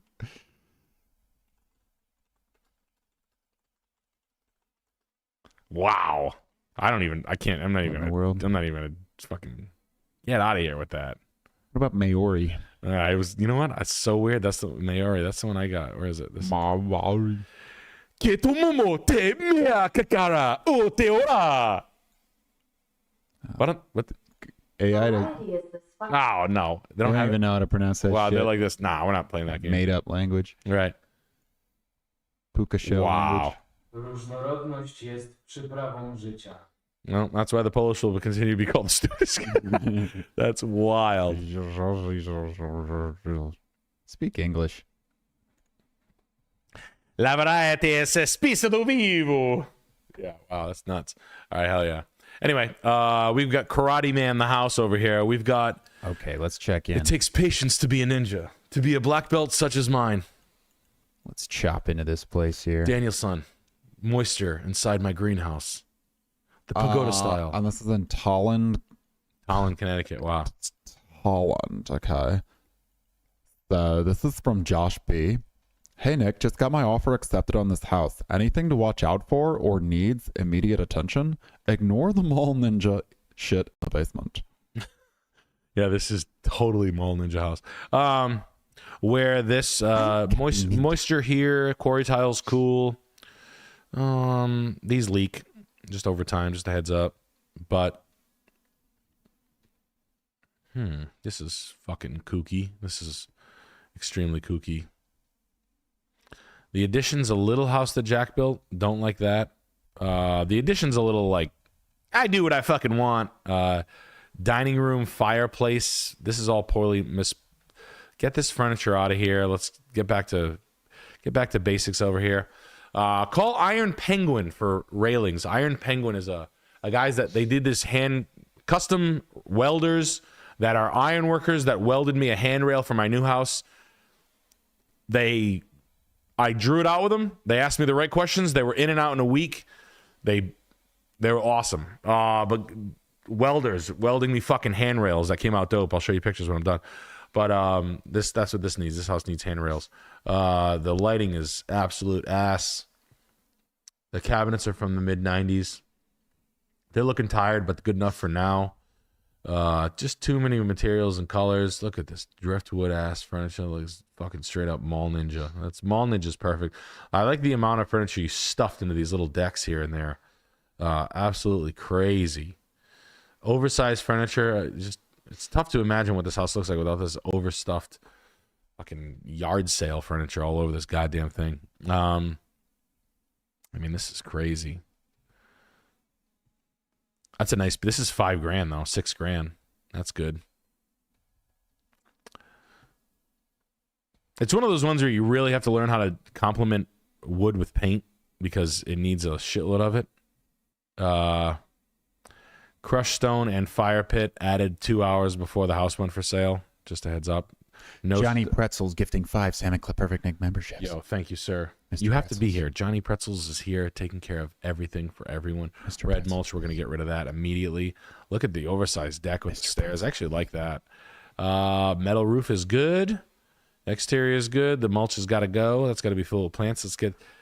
Let's get this guy's shit. If these things do sell at a yard sale for $200 a piece, though, you got a lot of trees there, so your turf area needs scratching and needs a little more sunlight, basically, before we get any moisture problems. I don't want any moisture problems for you. So trees covering the house is okay to a certain extent, but they start to be a little bit of a problematic thing up here in the Northeast. So let's make sure we're getting enough sunlight to cook off that moss or any moisture and stuff like that. We've got 5 different kinds of floors, so we want to sort of uniform that shit, declutter this house as fast as possible. All the light fixtures are different, so we're gonna have to come up with some sort of design language when it comes to lighting fixtures. So let's finish lighting is going to be first order of business. It's sort of a craftsman style house. That's where you're going to be shooting. So craftsman style finished lighting ideas, ceiling fans included, handrails, doors, so your hardware and whatnot. So that's where you're going to want to look. Other than that, that's it, man. Craftsman style doors over here as well. You can probably pop these off so these don't look as 90s because these are pretty 90s as shit. But other than that, nice house, cool thing. You can thin out some of these trees, so you can take this one out, this one, all these little scruff trees out. Let the Pachysandra grow into the woods a little bit more. That would be great. And basically what you do is you just blow the leaves, buy a backpack blower, blow the leaves, cut these trees down. You can do it with a machete that's over the fireplace. I saw back here. You take the machetes, you press the side of the tree like this, and you whack it, and the tree will fall down. My Spanish guys taught me that. They're like, you kick the little trees and you whack it right at the bend, and then you can take down a whole fucking forest of small trees in like an afternoon with a machete. It was pretty cool. But I do like the house. But you have to use some of the pine wood is not a flex, so you're gonna painting wood that is the least attractive and the most out of bounds is gonna be in your future. Figure out how to do that. We're gonna do that Decatur, Indiana. Andrew. Yes. Yeah. Do you have it? Is it? It's 347. Oh, right. Okay. Sorry. Still looking for that one. Sorry about that. I have more super chats though. Have to read these. Jukebox Juliet. Hey guys, great show in Alpharetta. Okay. A little more wang than I was expecting, but I'm not complaining.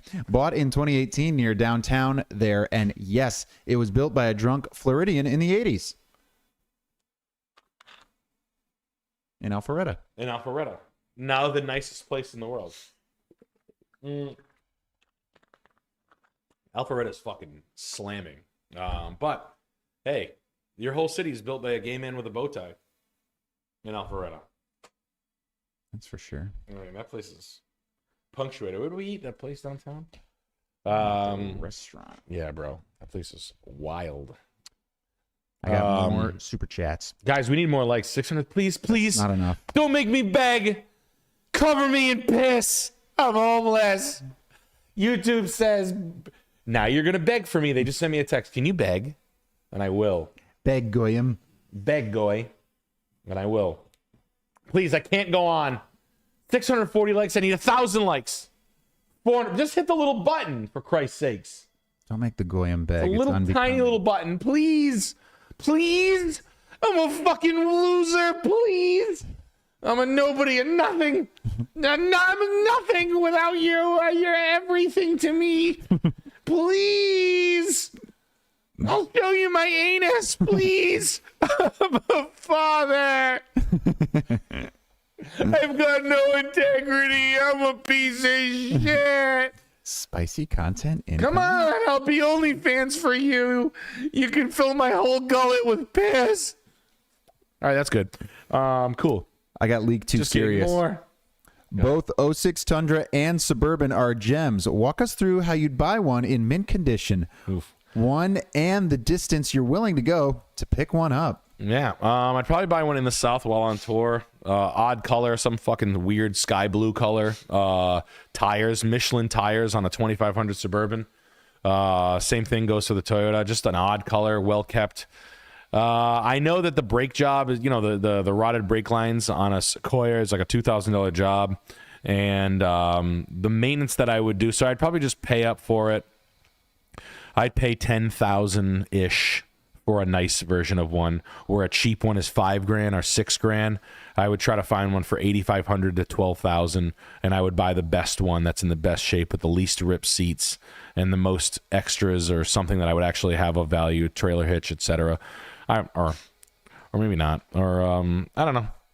Just you know, a nice set of tires, a nice set of wiper blades that was you know, well kept, and the guy was just actually, you know, kissing the shit out of the thing. This is the house in Decatur, Indiana. Oh, okay.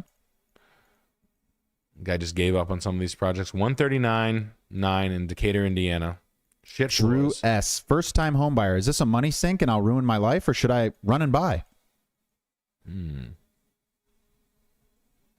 Let's do this first.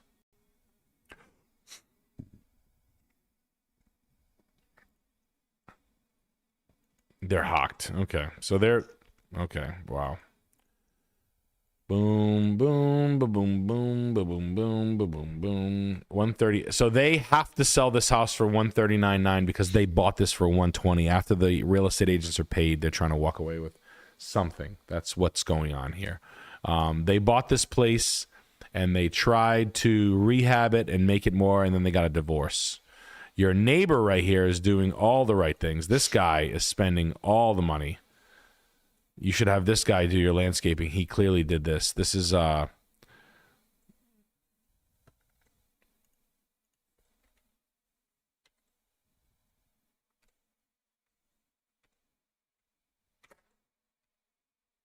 original doors, new floors, bad. He ripped out this. You're not gonna. You don't want this smoke, bro. This is. Jesus Christ. Punk rock. Well, whenever the kid's writing "Be Kind" and then Saturnian. Oh, that's how you get libtard parents, huh? Yeah. Sad. Just a bunch of half-witted projects. Tile, stick-on stone projects, halfway done, kind of all over the Mom's place. an idiot. Yeah. Cabinets ripped out, so not a cabinet. This is finished like shit. Yeah, you're gonna chase this thing all around. I mean, yeah, I'm sorry, buddy. This is beadboard, poorly executed. We put the light fixture back up. We ripped the guts out. The flooring's rat linoleum. No trim on anything. Painted 2 colors because they can paint. Their buddy Brucey came over and helped them paint. All the original trim stacked up over here on the right to try to save it, but they never put it back. Subfloor here is not telling me that anything good's being done. Wallpaper on the beam is just wild. A cat scratched couch, which means this place probably smells like piss. Just all the black room, which is cool. You got fucking emo son that Witchy vibes. Yeah, I hate the reality of what my mom and dad turned into, bro. I want to kill them, and he's probably not wrong. So, the outdoor food garden where they had to grow food, an in-ground pool that's gone now, a vinyl garage door. I've never seen that before. Yeah, Single mom living with her little bastard here. yeah, it sucks because the house on the side of you is fire. This guy's going for it on this side. He's got brick patios. He's shooting for the moon.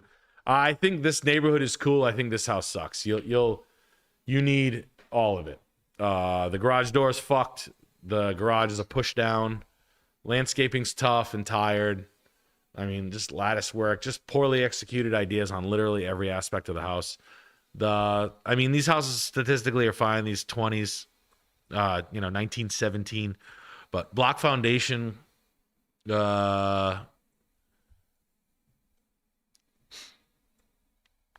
old wood, it's fine. You got lolly columns, added steel beam. No. This technically should be in a 4-foot sonotube underneath the ground. And they didn't do that. There was a sag in the house, and then they saw cut the basement floor, and then they added in a trench. Maybe they went down 4 feet, but this block is telling me they didn't do it right.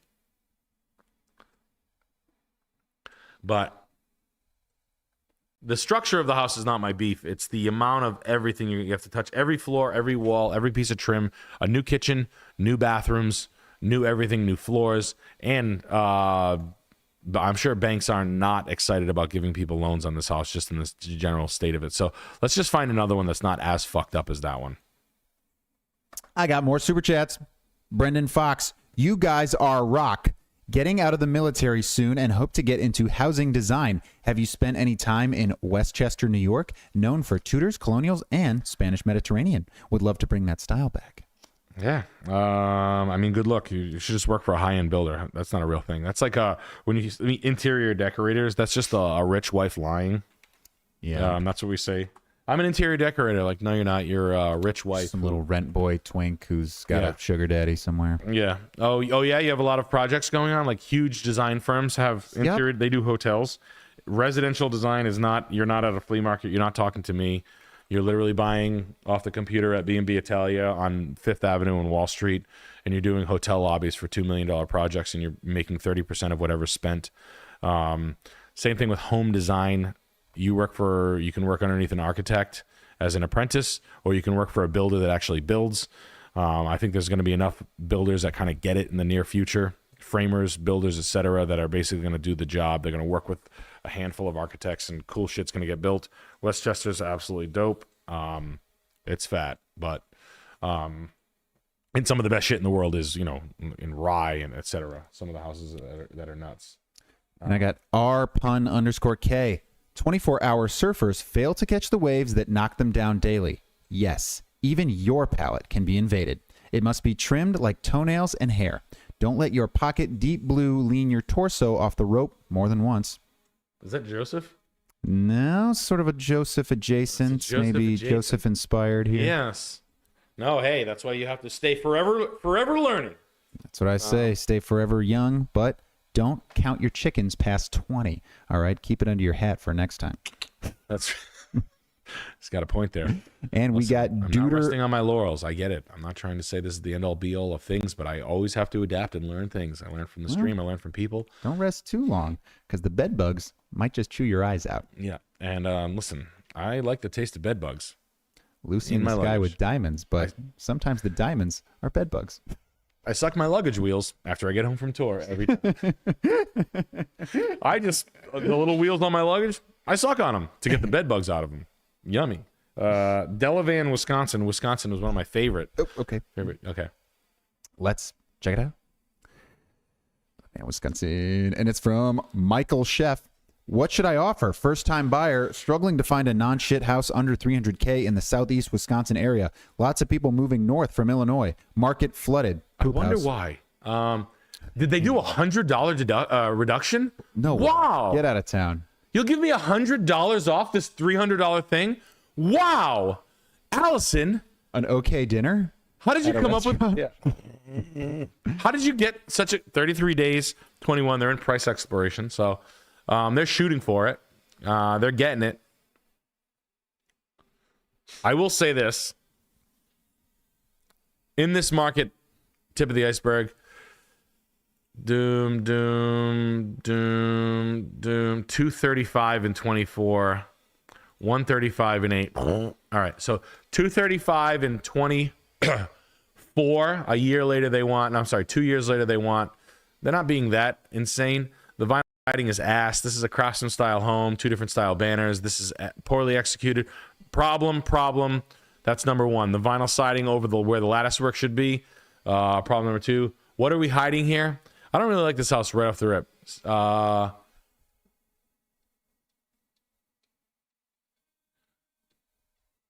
Bad.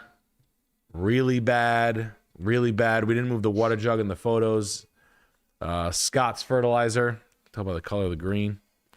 Just Home Depot type shit. This neighbor over here is just going hog wild, not doing a fucking thing right. The gutter across the walkway, retard shit. Not the way you do that.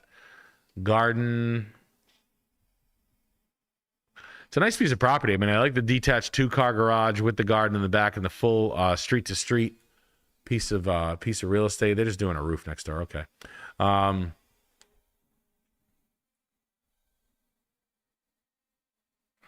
All right. The vinyl siding job is killing me.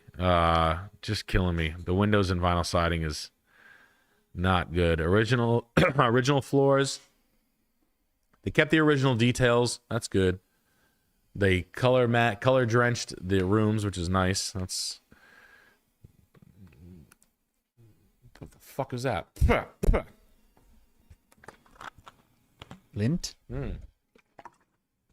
Inhaled a fucking beard here or something. Sconces. Hex tile backsplash, no hood, not code. Original 40s cabinets that are cool. I don't mind them. Click clack shit ass LVT floor. That doesn't match a goddamn thing. Same thing here. A third variety of floor. So we have original floors. 1 original floor, 2 original floor, 3 non-original floor, 4 non-original floor. Upstairs original floors. New windows, new vinyl windows. Maybe put in with the vinyl siding, maybe not. Original moldings, original doors. Wall-to-wall carpet for some reason. Don't understand that. Bypass windows on the back window. That's not original. Ratty-ass vinyl floor install. Subway 4x4. Home Depot tile. Homeowner installed. Poorly executed. Rat-ass frosted glass shower door and enclosure. Really poorly executed there. I know that this is the stupid way you finish a bathroom. This is finished by the homeowner. That's how you do that. It's a piece of finished grade plywood painted with cleats on the wall. I know because I have that in my own house. That's how I finished it because I'm stupid. Trim was poorly finished here. See, this is not the same casing here. This is 1x4 flat stock. This is colonial casing. This is wainscoting, Home Depot shit. Too many Home Depot finishes for me. Just too much homeowner work. What else was done like that? That vinyl siding, those are indicative of, like, why didn't we finish this here? The vinyl siding is just off right here. What's going on right there? Yeah, I mean, boxes of flooring left over in the basement. It's sad. It's a nice piece. This just isn't the one. It's nice, but you're going to be working backwards. I'd rather find one in a more original condition where you can work. You're not fooling me with that. Yeah, it's a cool house. I like what it is. I just don't like this one. This is the shittiest one. We got leaks. We got a leaky garage. We got TV box. I mean, just lazy college kid shit. I'm not giving you $100,000 profit on that. I'm not. Leaky, wet little hole. Yeah, that's what they call me. I got Ooman. What's up, Nick and Alex? Big fan of the show. Just started a junk hauling business on the side. Nice. Want to escape corporate soul-sucking job. Any tips? Great. No, that's great. Well, you have a truck, you have a job. That's a great one. Junk hauling's easy, man. I need you to get this. Like, you have realtors that will call you. Hey, can you come grab these 5 things out of here for $200? It takes you 20 minutes. You can make $1,000 a day quickly with a small easy dumper, small trailer. Trust me. My cousin owned a Got Junk franchise, sold it, made millions. And it's very ugly, stupid work. Hey, can you pick up these 10 tarps? I'm trying to take photos of the house in 10 minutes. Hey, my grandma just died. Can you come grab all this stuff out of the house? Get her out of the house. Can you come grab my grandma? Stuff like that. Very stupid stuff, but you'd be surprised. $250, yeah, $250, yeah, all right, minimum, yeah. So, I huff nitrous. Are condos cringe? But hold on. Sorry. Don't call yourself just a junk hauler. Handyman, haul away service, chuck in the truck. Call yourself 5 things: moving services, you know what's a good one? Furniture delivery from Resto Hardware, Pottery Barn, West Elm. Be the local guy, laminate. Call this guy. This guy will bring it to you. Huge. A Saturday they're doing 40 orders. I have a guy from Foxborough, Wands. He's been bringing vanities, fucking cribs, stuff for my kids' rooms $250 a click. They have a mileage metric. They do this shit. That's a good one. Just simple furniture delivery, man. I'm telling you. 2 guys, you pay a guy, whatever. I don't know. Pay your boy in weed. I huff nitrous. Are condos cringe? Lower entry than a house for sure, and you don't have to go do yard work in exchange for the HOA, but is there less profit to make? I like to look more long term, but I feel like I can make my money work elsewhere. Yeah, I mean, if that's your thought process, I mean, I think there's less upside overall. Condos, basically, in general, in my opinion, condos run with the town. So if you like a condo, if you want to buy a condo, the success of the town and the working class people is the success. It dictates the price of that condo. You know, the rental market, etc. If you have like transient hospital workers and traveling nurses, etc., you can get a rent premium. That rent premium is going to dictate the price and the success of that house, of that condo. HOA fees are getting a little out of hand because property management companies, go figure, are getting greedy. So sometimes the HOA won't outweigh it. They won't make sense. It won't cash flow, etc. But you do have to do nothing. It's sort of like if you want to make real big bucks in real estate, I think that condos are really just like a slow, long-term savings account, and that's the way they should be. If you are looking for a condo, my tip would be to buy high bedroom bathroom count. That's it. 3 bed, 3 bath, 3 bed, 2 bath. The success in those is always long term because you have more asses for that seat. Grandparents that want a space for their grandkids when they come into town, retirees, etc. The success of those statistically around what I've seen, they do better. Big bed, bath count, etc.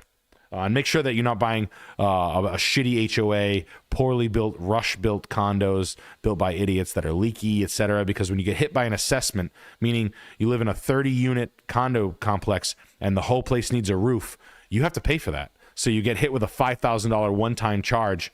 If you're in a rough area, you live in a condo. When they did the roof for that place, it was like $1 million. Everybody got hit with like, hey, we need $5,000 from everybody. Oh, that's nice. Yeah. Instead of like $200 a month.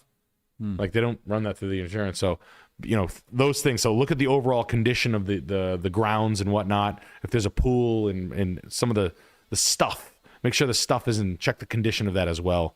Make sure that the HOA fees and the property management company running isn't a gouging piece of shit. Usually the older 1970s ones that have long-term relationships with property managers are usually well managed. But sometimes those people die and then new people come in and they go, I hired this new company. They're going to handle everything. And it's only going to make our fees go up $290. What were the fees before? $290. So now they're like $580. Yeah, is that a problem? Oh, shit. Well, we signed a 5-year contract. They're going to sue us now. Oops. So, yeah, that's it. And I got Clipper, I hardly know her, with a big $50 here. Nick, please tell the people to watch out for houses with polybutylene. I bought a duplex in June and have had 5 leaks already. I knew about PB when I bought it, but had no idea it was this bad. Don't forget to like the stream. What is polybutylene? I don't know what that is. Oh, wow. Yeah, you're going to have to just repipe everything. Oh, yeah, the old, okay. PEX pipe, yeah. Yeah, that was a moment in time, right, where plumbers were using that. Man, I used to do those. I did my own plumbing, and I used that on my first flip.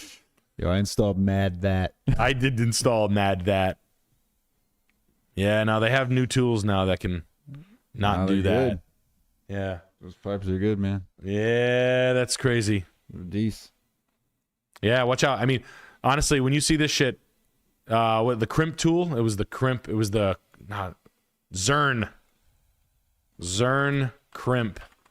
Damn. Zern, this is all you needed to be a plumber when you were flipping like me right there. You bought this thing and you were like, yeah, I'm a plumber. I plumbed my house with my mom. I did it in the middle of the night with this thing. But actually, my boy had one, so I used this. Yeah, it's probably leaking all over the place. I don't give a shit. Fuck you, dude. Suck my balls. Suck my balls, dumb bitch. But yeah, that's what that. Just so you know what that is. That was just basically a moment in time where We created a tool where you don't need to sweat fittings anymore. So just so you know, like the premium way to do it, right? Sweating copper fittings, where you basically, you clean the fitting. In order to sweat a fitting, you take your copper pipe, you clean the fittings, right? You sand it, basically. You take a piece of, Sand. no, it's sandpaper, but they call it, damn it. I learned Howard taught me how to do this. So you sand your fittings, you join them, you put your pipe dope on there, and you join them, and then your pipe dope, and then you have your stick, and then you put the stick on the other side of the heat, and you let the heat draw in the, that's how I learned how to do it. I could be wrong. But basically, hard hat to Jimmy hat. Jump into Granger now. Yeah, anyway. Hi, in this video, I'll Yeah. do this. You'll be needing some Emery cloth. There we go. for the full water lines. When doing That's how you. drains, lead solder, which is You can do this, by the way. Practice on pieces, scrap pieces. inside the You clean them there. You. fittings. Oh yeah, nice and loud. As you can see, there's no surface bonding. There we go. If you're a commercial plumber, then it's called capillary action. Capillary action Yeah. is the ability of a liquid to flow in narrow spaces Yeah. without the assistance of external forces, meaning it'll flow free, but won't have any work. But what I did was to practice. I took copper pipe and I just sweated fittings in my backyard when I was stoned. It was kind of fun. I made like a shower head that I just basically wasted copper pipe. But I learned how hot, to man. cut pipe. But I should have done that. If the world's perfect, using all copper pipe. Not cheap, but it is what it is. I got more super chats. Rusty Spoons. Got in a motorcycle wreck last year, and I'm being awarded $25K for damages. Best way to grow it short term to go towards a down payment. 28 years old, make $51K a year, and living at home. Don't spend it. Don't you fucking spend that, buddy. I'm sorry you got in a motorcycle accident. I hope you're healthy. Don't you dare. I mean, people are going to tell you a million different things. Honestly, you got a little head start there. The key is keeping. Honestly, this is going to be my piece of advice. Make sure that in 12 months that's still 25 fucking thousand and not 17,000. Please do that. That is hard. That is a hard thing to do because it's going to take a lot for you to keep. Make sure that the little subtle advances you get to yourself are health related, brain related, quality of life related, getting your mainstays. It's always my piece of advice. Getting your coffee, bringing down your costs, learning how to not spend a ton of money and live a healthy life. Don't neglect your health, man. So don't no vacations, no gambling, no fucking trips with the boys, and none of that stupid shit. Just basically making sure that you're selling that fucking motorcycle you got, that fucking death trap. Guys, no more motorcycles. Let's just sell the fucking motorcycles. All right? No one gives a fuck about you on the road. You're just gonna die. We can't be dying on motorcycles. I got too many friends that are just have gotten in trouble on these things. I don't see motorcycles. I don't. I'm blind to them. I'm blind to them. I treat motorcycles like I treat gnats. Yeah. I treat a raccoon, just barely swerve around it, you know? Because I don't want to fuck up my tire. Yeah, man.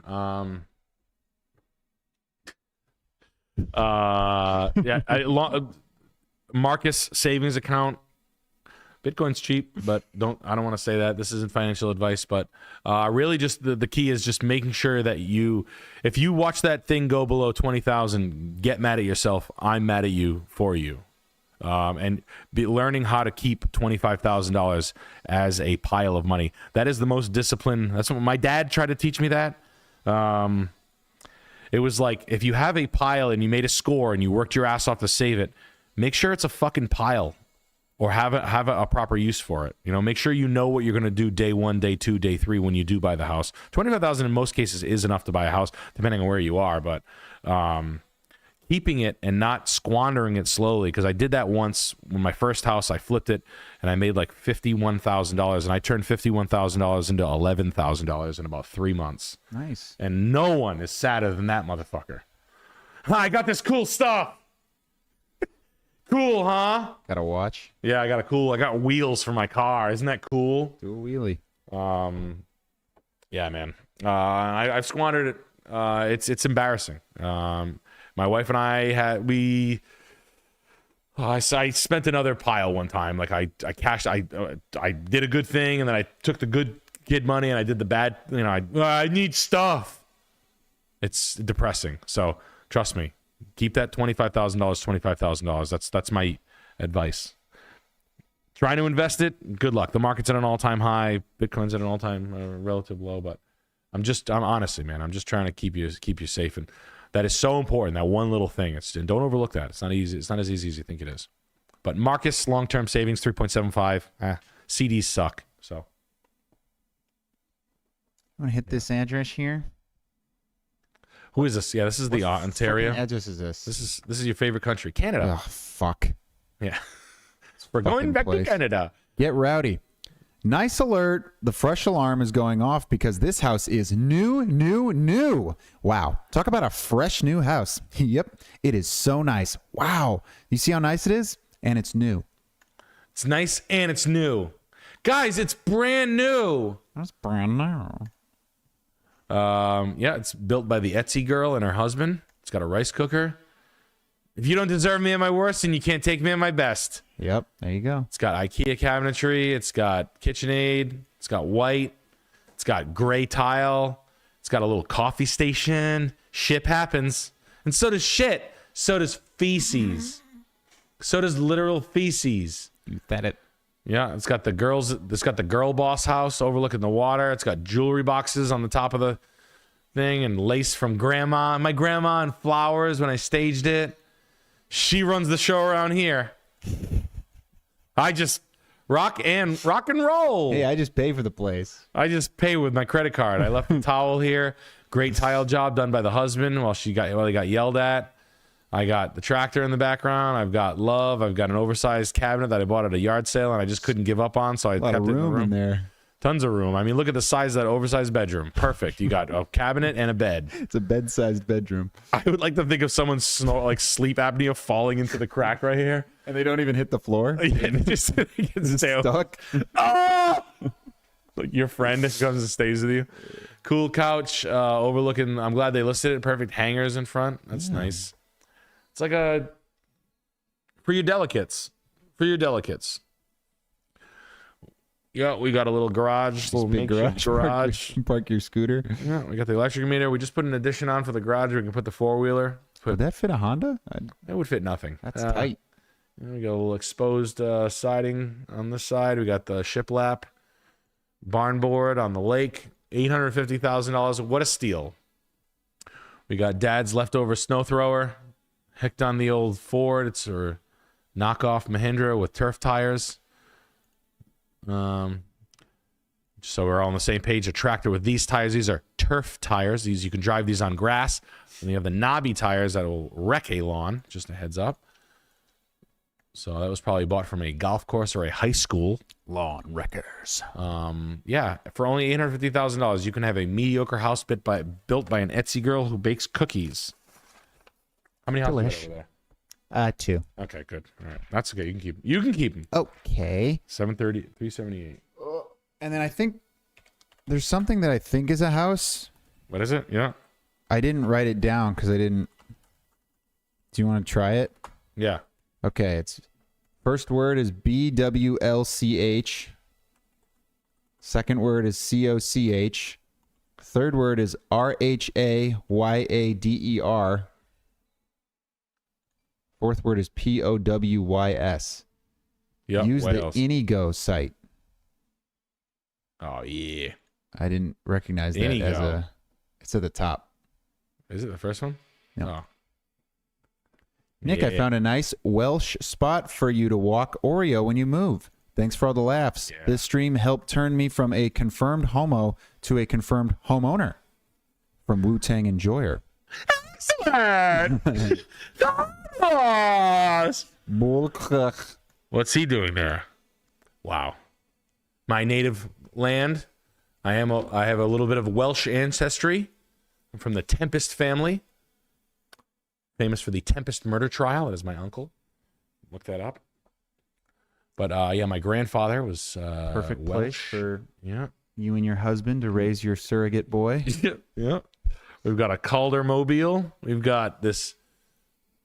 I mean, the house is absolutely fucking dope as shit. This is it's unfinished, but a stone longhouse. Yeah, that is what I want. I'm not paying 895,000 euros for it, but it is exactly what I'd be looking for if I did move to Europe, with a stone garden shed. We've got an Irish wolfhound, if that's what kind of dog that is. I don't know if that's it's not a setter. Is it an Irish wolfhound? Chat, what kind of dog is that? Is that an Irish wolfhound? I mean, this is the particle board walls, the chip CDX plywood walls are not for me. The artsy fartsy the stonework and the coziness of the masonry is actually dope as shit. The slate roof's fat. The field setting is unbelievable. Is it an Irish wolfhound? What kind of dog is that? Irish wolfhound. Maybe? It's a bully pit. You're right. Yeah, it's an Irish wolfhound. Yeah. Yeah, I was right. But yeah, no, I'm gonna go to Wales one time. I'm gonna go to Cardiff. I remember I lived in Amsterdam for 3 weeks, and I remember smoking a shitload of weed one night with the head of just this woman who worked in the immigration office, and I remember saving her somewhere in my Facebook somewhere. I could find her ass in my old photos, and I'm like, when I come to Wales, I want you to give me residency. And she's like, I'll give you a residency. And I was like, I'm gonna want it. I want it. Yeah, it's a skinny wolfhound. That house is absolutely fat. Thank you for showing me that. Wales is probably the little unsung sweetheart hero of the UK, but London. I'm sorry. I know Wales is the pick of the litter, and I know Ireland's fantastic, but Ireland and England's an absolute fucking cesspool. All right. I got more super chats. Great Britain. Dominic's Dungeon, 23-year-old Bay Area, California painting contractor here, absolutely crushing it. Thoughts on doing work for the federal government like Air Force bases? I do high-end residential now. So many jobs out here. Where are you? Bay Area? Bay Area, California. Good for you, buddy. Contractor. Keep killing it, my man. Good for you. Listen to me. Listen to me right now. I'm not kidding you. Trust me. I know a guy that is buying painting companies with 10 million plus revenue and make like you're selling out for like 10x revenue type shit. Spend the money on building out your staff and building a huge staff. You will make millions. The same guys that were buying HVAC, plumbing, steady like the regulated trades are now buying painting companies with more than 10 million revenue is the cutoff typically. I bet you 7 probably get you bought. But that should be your mission. Get your company scaled to 10 million bucks and enough long-term employees, tenured, etc. 401ks, health, the whole thing. Whatever you got to do to get there is what I would concentrate on. But building your labor force up to that. And you might not even want the buyout because, I mean, the reality is that private equity ruins everything. And my wife and I have long talks about this. The sellout is the dream and you make money and you guys get fucked. But the reality is that they want to buy you tells me that the metric is off the charts. So get there quickly. That is something you should know, that they are getting bought out en masse quickly in 2026 right now. I talked to a guy 2 weeks ago that's doing that. He was buying HVAC companies, they were buying fire sprinkler companies, and now they're buying painting companies that do 10 million in revenue. I think that's interesting. But good for you. Doing naval contracts? Yeah, sure. Do it all. You know what I mean? Like, yes, do it all. I mean, getting those contracts? Yeah. Hell yeah. A lot of blue and white paint. Yeah. We got Young Raptor Child, $50 super chat here. Nick, good eye on the saw cut line on that house with the potential structural issue. Not a lot of people catch shit like that on a listing online. Changing gears. Thoughts on Houston, Texas market? Houston, Texas is yeah. No, I mean, that's the stuff we do. That's why there's pictures, right? You have to look at it. Usually there's other dead tells everywhere. So that is. Houston, listen, did you have fun in Houston? I don't remember. That was we stayed at the Black Excellence Hotel. No, both times we did. We stayed at the big Texas pool one. Oh yeah, yeah. I like cool, Houston. yeah. I think Houston's got. That was when we played the Black It's big and silly, yeah. secret room. We went to that Oh, rock yeah, and yeah. roll bar that night. Yep. It was really good. Not rock and roll like that. Country gospel revival. We listened to that band Black Hymns. How the hell do you remember this? It was stuff? great. I don't know. I think Houston's cheap. I know Houston's like multicultural and whatnot, but it's so fucking big. It's the 4th biggest major metro in the country. I think it's got a lot of legs in oil and gas. It's affordable. I follow this agent on Instagram called the Houston Agent or the Apartment Hunter. There's this listing agent that finds fat apartments in Houston for like $1,200. You're living well. I like the quality of life for the price, and I think there's long-term stability in job market. It's a great job market. There's tons of shit going on. I know it's hood, blah, blah, blah, blah, blah, blah. I fuck with Houston. I like it. I don't give a fuck about Dallas or Austin. Dallas is corny. Dallas is for like Mark Cuban and like breeding stock cornballs. Soft-handed farmer wannabes shit. Fort Worth is better. Austin's Los Angeles, and Houston's gigantic with lots of opportunity. It's hot, I get it, but even Riff Raff told me he likes Houston better. He's like, I like that heat. He would be the expert. Yeah, he knows. He's from Katy, but I like I like what I hear about San Antonio as far as the street cred and rep. Houston and San Antonio have it in spades, as opposed to the rest of Texas. And Texas isn't what it used to be. Politically, they're not what they say they are. And look who's running the show. Miriam Adelson. You know, they're moving the stock market to Dallas. Give me a fucking break, man. It'll be Disney soon. It's snobby fucking dickhead like Fidelity's moving down there. It'll be a financial epicenter. Dallas cocaine banking like I've known since 1997.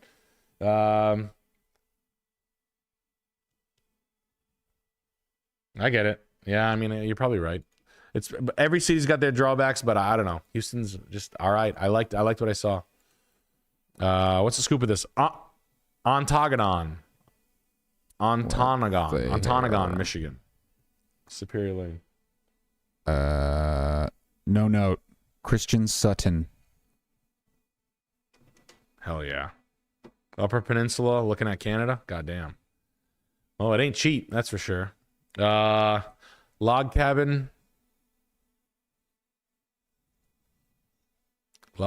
kit or lake house kit. Sprawling deck, oversized, kind of cool. $1.7 million in this condition? Nah. Go fuck yourself. This is a boomer dickhead. Fucking lazy ass shit landscaping. Just out of style fucking rack ass rock maple furniture for yard sale shit. Fat ass dickhead grand piano. Shut your fucking fat stupid ass up. This is some fucking boomer shit. Ratty ass fucking hard knotty pine kitchen cabinets with a Formica countertop for $1.7 million. Mismatched Tiffany style lamps, you fucking yard sailing fucking dipshit. Fat old lady plants 4-poster bed. Just hell in a handbasket type shit. Pictures of my granddaughter. Pictures of my family. Well, why is your house $1.7 million? You built this thing for $400,000 in 1996, and now you want $1.7 million for it? I bet you it's been on the market for a minute. 212 acres is absolutely fat. That's cool. I'm not giving you $1.7 million for it though. No, it's been on the. Oh, it has been on the market forever. I bet this house has been on the market for 3 years, and I'll bet you it's never been to the market before. So I'm not gonna have any previous. But if I had to guess, they said they bought this place for $800,000 in 2013. $900,000 in 24? You fucking piece of shit. Go fuck yourself, dude. Go fuck yourself. You fucking scum. Scum. Shame. You had it listed for $148. It's been on the market since the day you bought it. It was probably bought from a family. That's probably a family buy. So, but it's been on the market for 5 years. I can tell by this stubborn ass furniture. I don't need new furniture. I got plenty of good furniture. It's right there. What do I need new furniture for? I got plenty of it right there. You sit down, don't you? Thank you. My fucking grandfather was a fucking stubborn prick like this, and he had shit furniture like that. He's dead now. He died with nothing. Because he was a stubborn son of a bitch like this. I got plenty of good furniture! And he would try to squeeze every fucking dollar out of this. It's good country living here. I didn't do a thing to this place. This is boomer shit, man. This is rat ass shit. That's never gonna sell. Get the fuck out of here with that. I absolutely hate that shit, man. Then they wonder why. And they wonder why we're at war and people see us as vulnerable because we got idiots like this running around. Fucking high-waisted, fucking jeans up to his tits, fucking mint condition ratty-ass two-tone Dodge pickup truck with a cap on it. Fucking arbitrary fucking 38-year-old fishing knowledge that no one gives a fuck about. Fucking uneventful deer hunting stories, fucking fish stories, bad breath, fried food diet, fucking torturing waitresses all over the place, fucking unloved marriages. Go fuck yourself. Adios. We got more super chats. Wonder Bread. Hope you guys are having a good evening. What's the best online marketplace to sell hand-knotted rugs? Not everybody takes them because it got oversaturated. Facebook Marketplace, in person, antique store booth that doesn't have one. There's a hole. That's my answer. Sell them to dealers.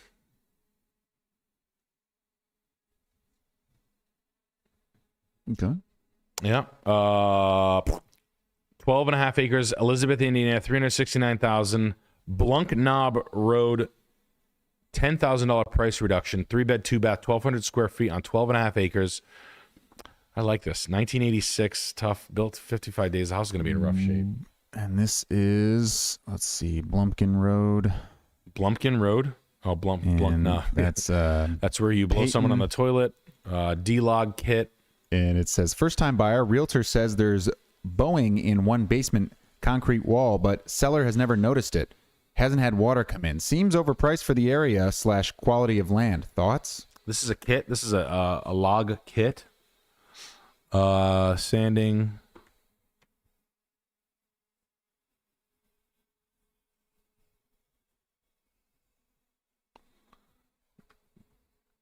And the meaning of the road is when you give someone head on the toilet. Yeah. Yeah, you know what Blunkin Knob Road is basically when you blow. It's when you blow someone on the toilet. Mm-hmm. I mean, these are pretty common in the 80s. Just so we're all on the same page, these log bowing in the wall, even though they've never seen it. Right there, bang. It was a more common move in the 80s. Yeah. Toilets were cleaner back then. Yeah, so you can fix that. Just so we're all on the same. You can fix that. It's not a. Could you? The 12 acres is really good. The internal wall, so the wall that's cracked is underneath this deck. That's the problem. And it probably is because the roof is jacked up here. And that tells me that this post might have been reset. So see how the roof line goes like that? And then the hillside, left-hand side is where the crack is. How do you fix that? You have to sister this, take the deck boards up, deconstruct the porch, not a huge thing, dig a hole with a mini excavator, fix it from the back. You have to basically have a pretty gnarly machine operator dig away from the back, and what it is it's improperly ported. The water went underneath the deck and froze and grew and then pushed into the wall. That's what happened. So that's basically, you had the wall, the side, the cross section of it, water went in there, it expanded and it pushed the wall, and then that's what happened. So now you have to dig this out get a pipeline running this way towards the camera, and you have to geogrid fabric up, crush stone, pipe, take the blocks out, reset the blocks straight, and then backfill, redo the porch, etc. That being said, you have to do like root canal surgery on the front of this house. 12 acres, pretty cool. I don't hate this thing. I don't. You, like I said, you can lift. You'd basically have to temporary support this.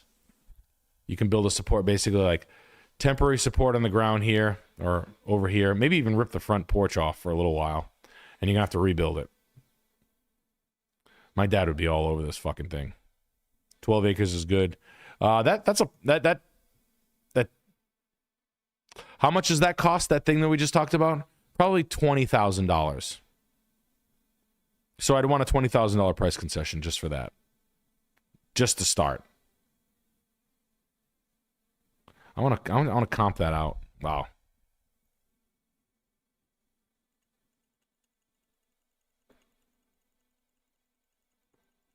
Nah, just buy this house instead.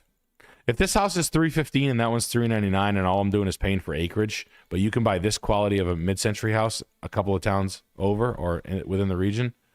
No, let's find something else. Or if you want land and you want something cool, the kit is fine. It's just that whatever, they didn't backfill properly, and they didn't port. So you got to put a drain in. I'd call that 20 grand. Yeah, I'd offer him $300,000 for that. I'm into it though. I'm not gonna lie. I don't hate the house. That's the bowing in the wall. Is that.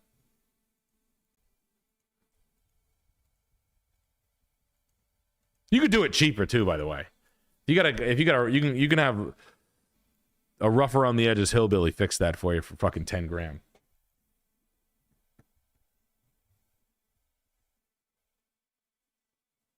Perimeter drain retrofit. No machine operator wants to do that. Why?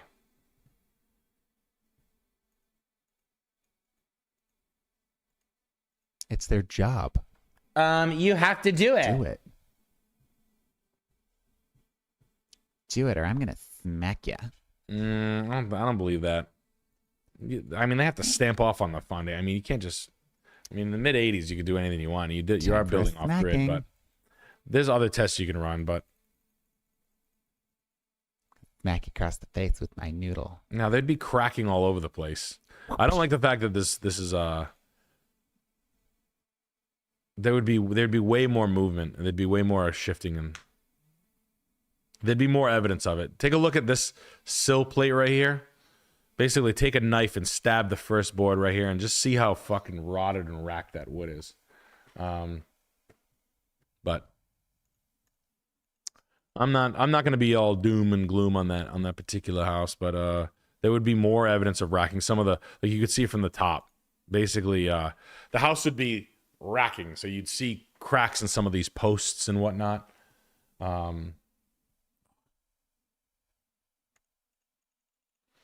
Yeah, I don't hate that. I like that stuff's pretty desirable long term. I got an area for you to look up. Hit me. La Posada Circle, Ponte Vedra Beach, Florida. St. August Dogs. Trying to cop something in this neighborhood. Thoughts on a condo in this market?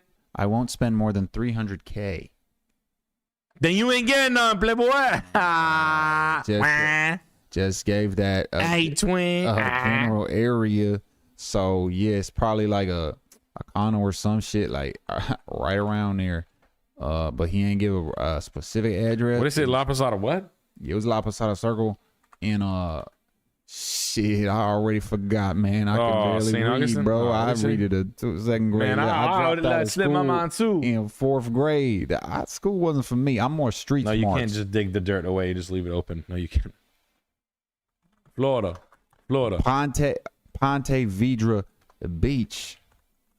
Like I moved different, you know. I didn't move like how the schools had me move. You know, they wanted me to add stuff. Ponte Vedra Beach, Florida. Man, hey, man. They just looking at a general. Yeah, dog. I don't. That's not how we do it. They just want to know how the hood is. Ponte Vedra, Florida, and then you want that circle there, man. Hey, man. This don't look like where I grew up. Hey, man. Look. This don't look like where I grew up. Hey, man. Y'all trying to make y'all doing too much. Thing, Playboy. No, I had no furniture. in my living 192. room. Hey, look. Let's go like this. Let's do it like this.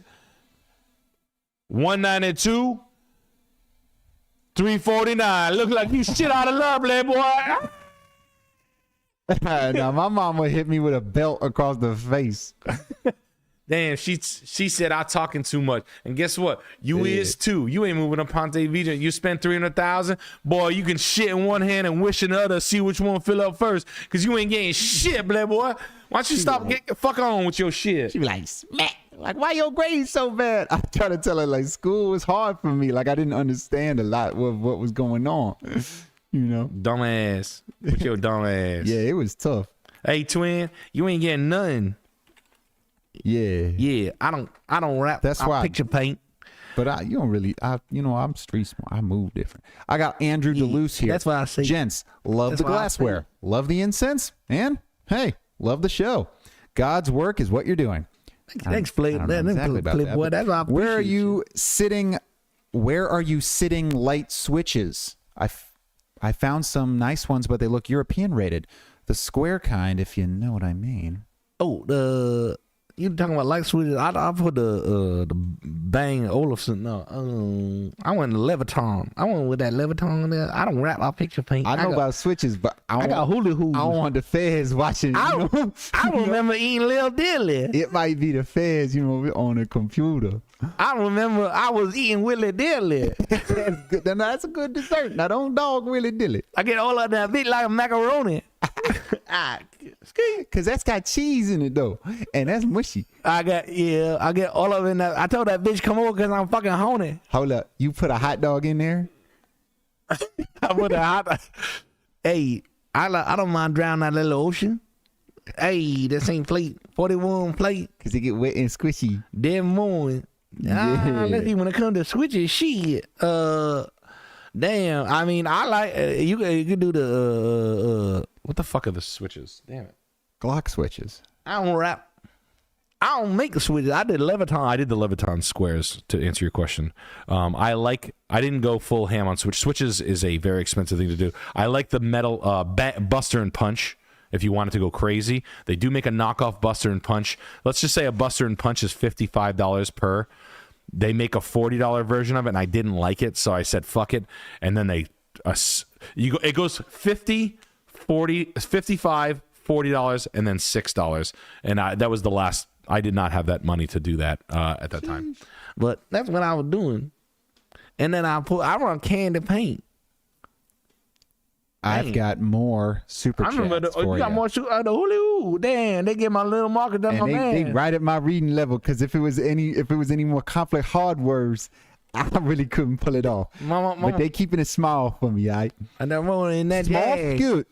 Went to the Nashville show, sat up front, loved Alex yelling in my face. Drug my unaware 56-year-old boss, and he had a blast. Golf guy in a sexless marriage. Still lives rent-free in his head. Thank you, boys. Oh, that was the which one was that? What show? Nashville. Nashville. Yes. Well, please drag your boys. That's your sexless marriage bosses. Bring them. Hula. No, that's the fun time. I'm glad he had a good time. I'm glad he had a good time, man. What was the question? Was there a question for him? Just thanking? That was just Oh, man, you Nashville boys are just too nice. You guys are so rich out there. Too much money. You guys got more money than anybody.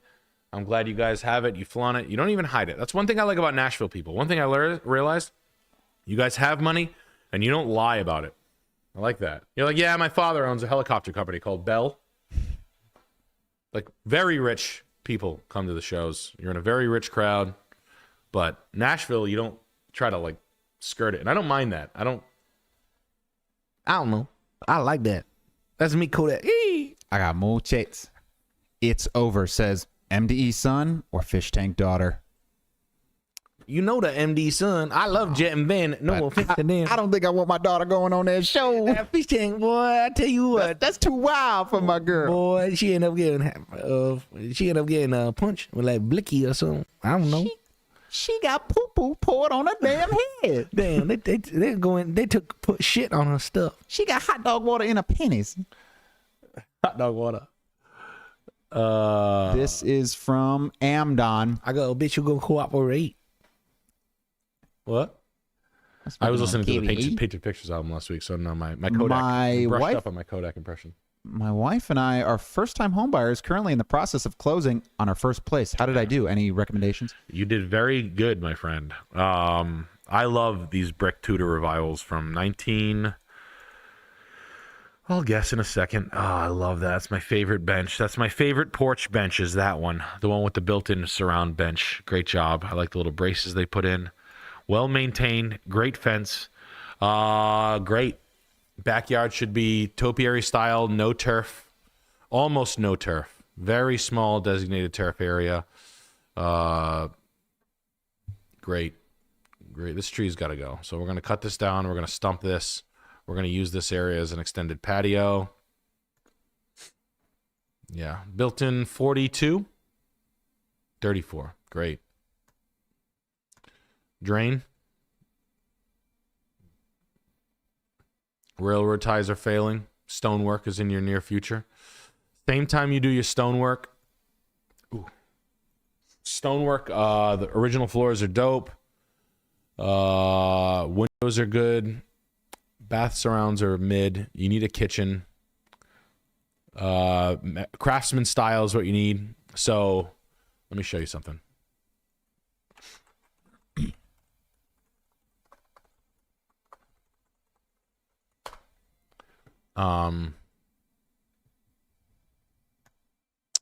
This type shit right here. This is what you're shooting for. This style. See this like stickly shaker, not shaker. Sorry. Craftsman, arts and crafts, Usonian. These are the words. Usonian, just shaker style. But more craftsman style.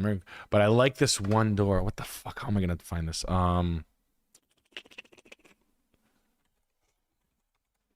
You got to see this. I want everybody to see this. This is cool. These door styles with the holes in them. I found them once.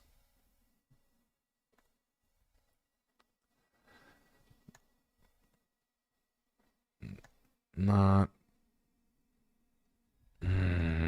Is it mission style? No, it's you can call it mission style, but that's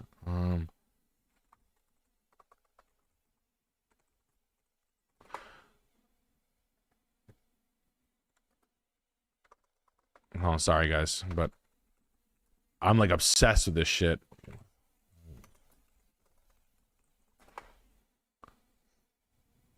This shit right here, bang, this one. This subtle detail is really fucking cool right now. This shit right here. This stuff. Start putting this in your designs. This shit right here. Mudroom, brick floor. That's Z brick. Which is like tile. And just that. That's door venting. Yes. Door venting. That's cool. This is a cool detail that shows you know what's going on. That's like, if I saw that, I'd fucking load all over the inside of my pants. I would like be at a friend's house and they would show me that. I'd be like, get your wife out of here. Get your wife out of here. Out of all due respect, get your wife out of here. And he's like, why? And I'm like, it's so gross. Get your wife out of here. It's like plopping. If I saw, yeah, just. Oh, that's just nasty. Out of respect, just put her in the other room. We can explain it later. You put door venting in. This is how you know someone know game right here. This shit. This is cool. Anyway, do that in this house, sir. Implement that in here. Yeah, you can. You can see it. Yeah, you can figure it out. But at any rate, that sort of like motif across the all your cabinetry, I would probably find I mean, this is where I wish I had worked with a custom cabinet maker. I wish I worked with my buddy Steve Raiolus, but I didn't. I was too short-sighted at the time. I ended up spending the money anyway. So sorry, Steve. My fault. Big mistake. I'll explain it in my TV show.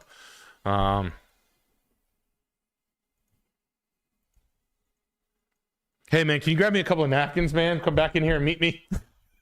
Hey, man, just grab me a paper towel from the kitchen. Come back in here and meet me. Tell her I fell or something. Where's your sock drawer? Oh, great stuff. No, nice house. 297, 3-bed, 2-bath, Des Moines, Iowa. It's so good you never hear about it. That's how I know it's good. A lot of Iowa people in Rhode Island, weirdly. 262 and 23. They did nothing. No big deal. They listed for rent. I don't like the rent for $1,300, but that's fine. I just don't have a big rental market. It was 202 in 2017. This house has lived its life at a normal uptick. You're doing great. You bought it right. That's great. That's great. Price history is fantastic. Landscaping is your best friend. Just good bushes. I wonder if there's is there a...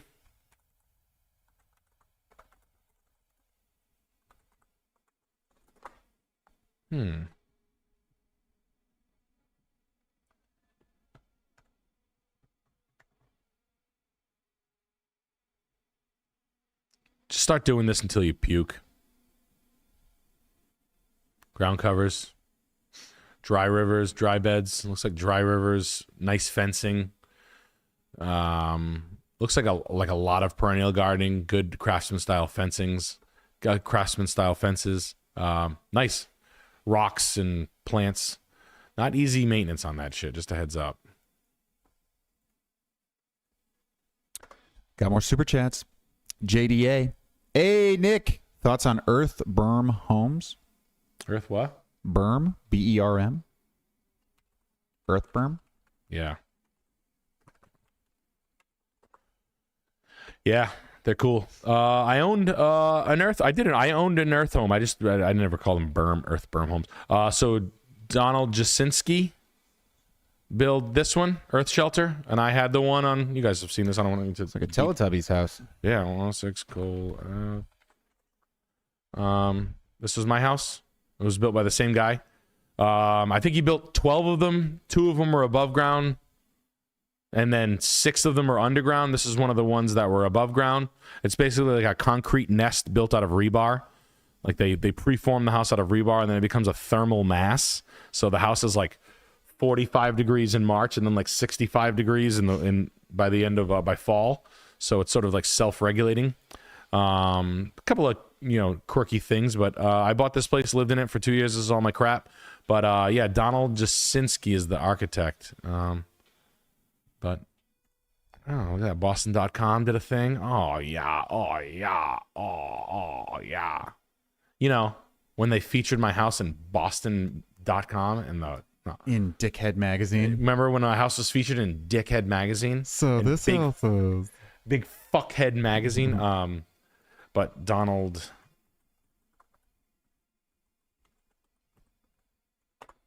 Jasinski, Earth House. But he did a few of these. Wow.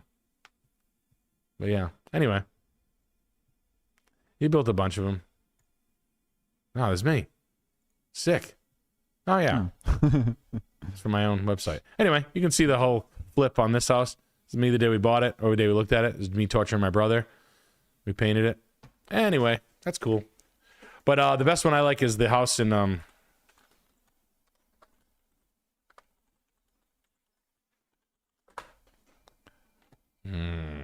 this one right here, bang. This house is crazy cool. Pfeiffer and Partners. I bring this up all the time. I saw this being built. This is fire. Gee. Now on that, how much for that? Dang. How old is Kodak Black? I think he's like 26 or something. No. Yeah. 28? Okay. Was he 16 when I was listening to him? For Yeah. real? Yeah. I feel like fucking Jeffrey Epstein right now. Are you serious?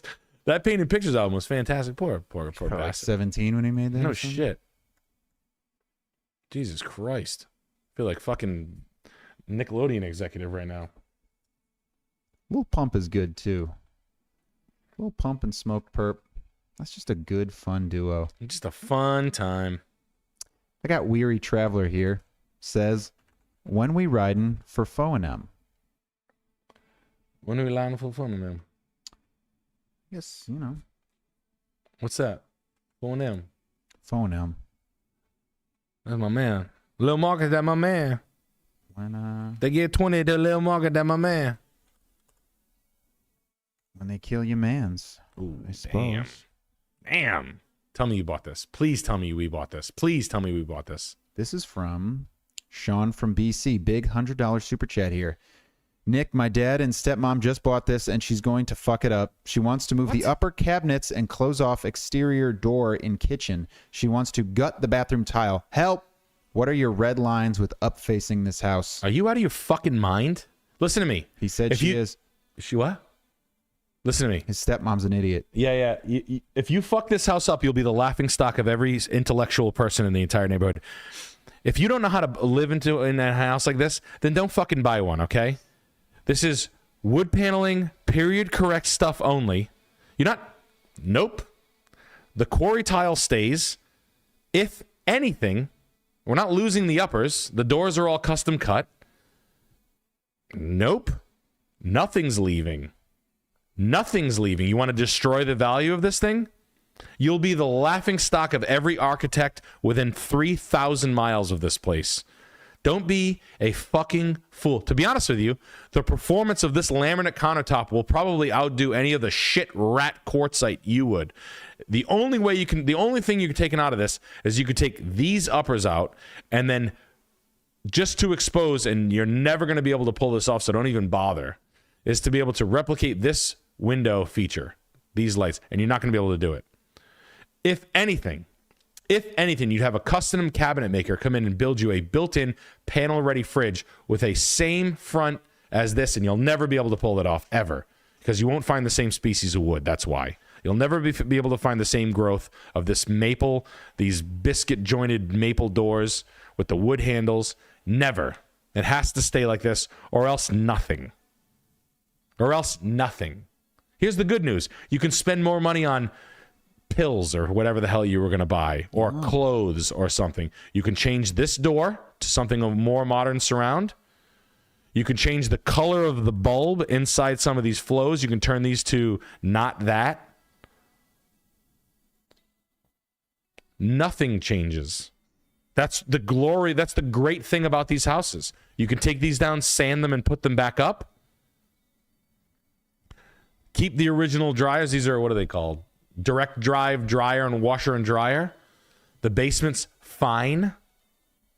It's fine. Go to wallpaperfromthe70s.com if you want to add to the look.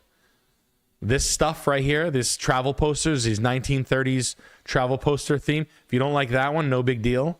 But it's all book matched, walnut, etc. You can do VCT vinyl floor checkered in a cool pattern.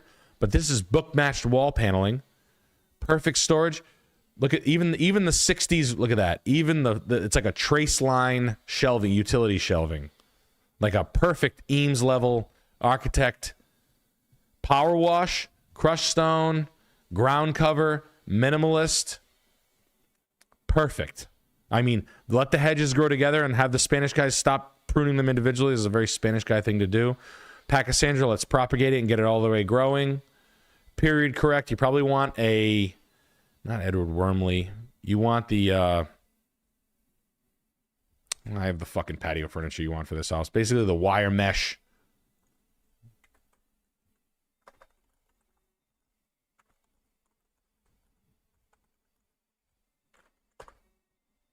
This one, the Sculptura. This is the set you want. Russell Woodard Sculptura. That's what you want. You can have them painted by an auto body shop if you want, a cool color. Everybody will be laughing at her hysterically if she fucks this up.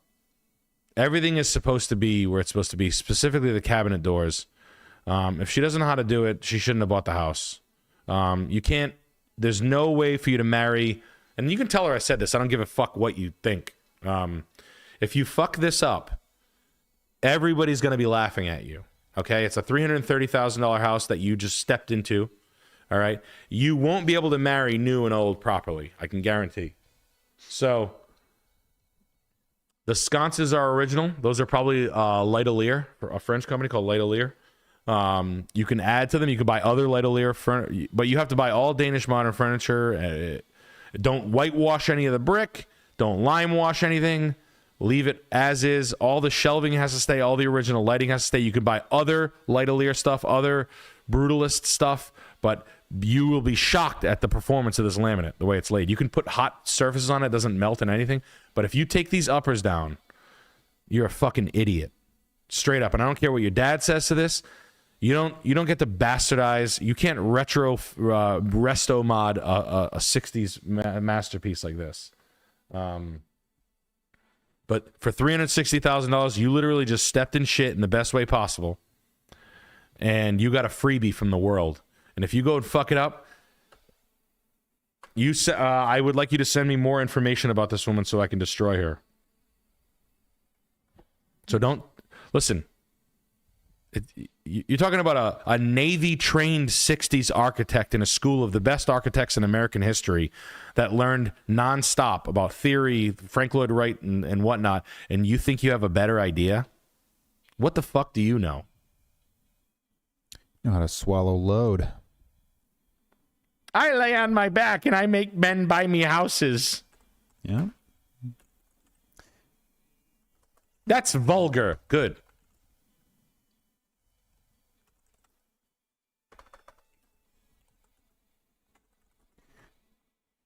Great house. Ladicrate Hydro Great Band house. just gifted 5 Salmon Clip Perfect Nick memberships.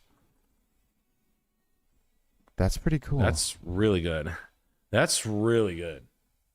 That's really good.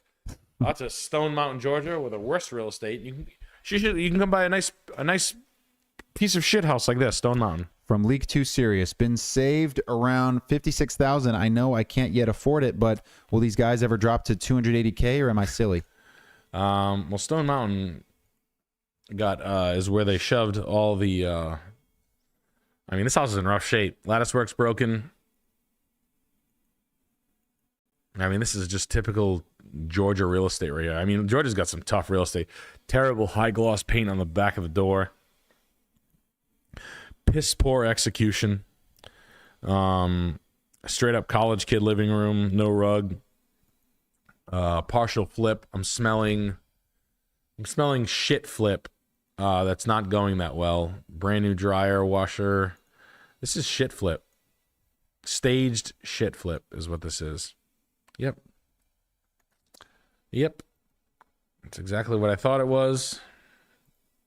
With the no rug. This is exactly what I thought it was. Wow. That's out of control. Oh, you fucking kidding me? Jesus Christ. Oh, hell no. This is wild. This is nice job on that. I like the barrel fire. That's good. We got a lattice garden thing.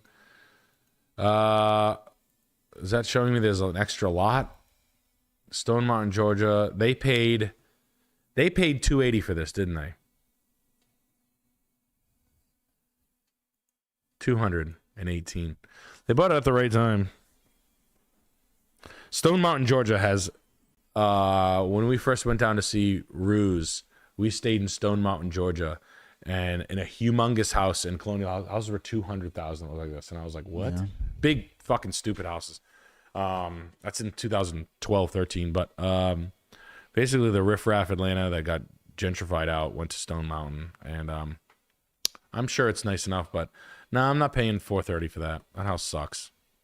It's got an acre lot. Is there a second lot? Is that what they're trying to tell me? Yeah, I mean, there's a lot of real estate down there. It's been on the market for 271 days. They're really trying. It's not going to be $430. The house is worth It's just not worth it. It's worth 360, 375. Make an offer then. And it's fine, but it's just in rough shape. The fucking lattice work's beat. The house needs, it's fine, but contractor grade shit everywhere. Click-clack flooring. It's finished just like shit. I wouldn't trust any of the. It's just not there. We're 75,000 apart, and I don't even love it at that. I wouldn't. I mean, I really. I'm not living outside the city. I'd rather live in where it's hot. I'm not living in the sticks for a little bit of a price break. I'd rather buy a shittier house in the city where there's actually shit going on. I mean, we were in Alpharetta, and it was fucking gorgeous. I know it's expensive, but yeah. Hey. I got a super chat here from Duder McAltair.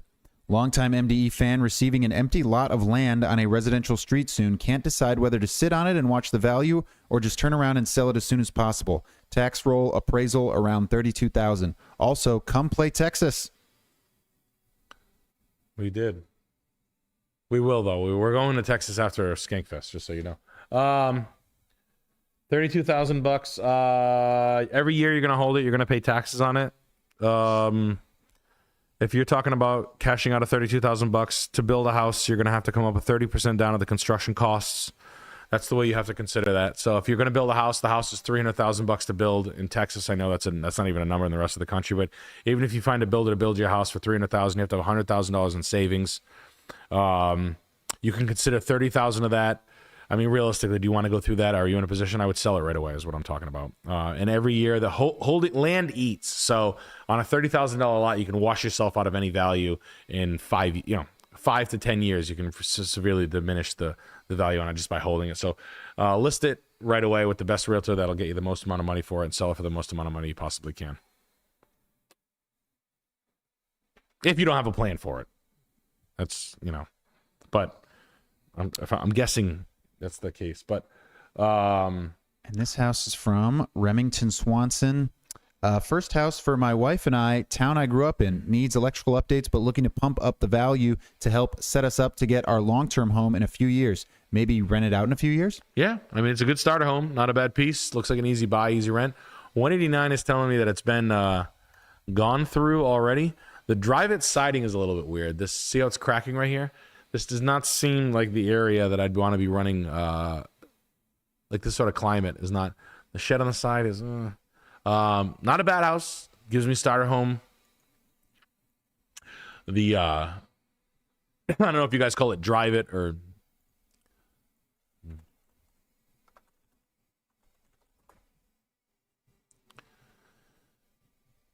EIFS stucco.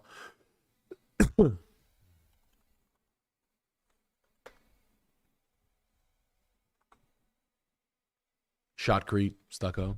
So there's a weird spot. This is a weird spot to be seeing that. Not a bad execution, but actually I don't mind a little like relief in it, but it's like the house I grew up in. Pretty common, pretty straightforward ranch, pretty easy hold. Mechanical room is a fucking mess. I mean, a fucking mess. There's pretty nice systems going on here too. Washer dryer gone, built-ins in there, original electric appliances, no gas. I'm assuming city water, city sewer. I don't know what this is. This is wild. Why are those cabinets nicer than the kitchen cabinets? But whatever. Wall-to-wall carpet.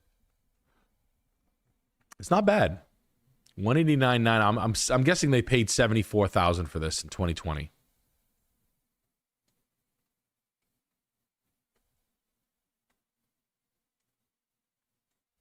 That's what it was worth.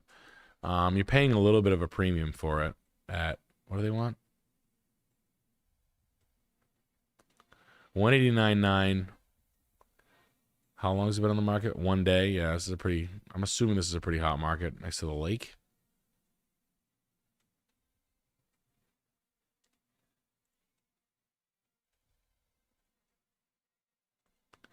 It's square footage is pretty tight. If I'm being real with you, like not too tight, but this house isn't much better. It's not bad. It's a little bit of a premium if I'm being real with you. Good layout, easy long-term rent. What could you rent it for? If you can rent this out for $1,200 long term, I would say go and have at it. I like Indiana. I think Indiana's got a lot, but you got a lot of people not paying their bills. Not necessarily in Winona Lake, but I mean, if you live in Winona Lake, that's kind of where you want to buy. I don't hate it. It definitely is a perfect starter home. It's like almost a quintessential starter home. 3-bed, 1-bath, 1,000 square feet. Needs outdoor living. Needs a slider, but it's the nice mid-50s, mid-century house. Cabinets suck. Windows are aluminum and fading. I wish I had a slider to walk out, but the mechanical systems look like they're good shape. The neighborhood looks fantastic. And I would buy the neighborhood if that's what we're going at. Yeah, I like it. I'd like a little bit of an offer just because of how tired some of the systems are. Just cabinet exterior needs a little bit here and there, but it's not that bad. Go for it with an offer.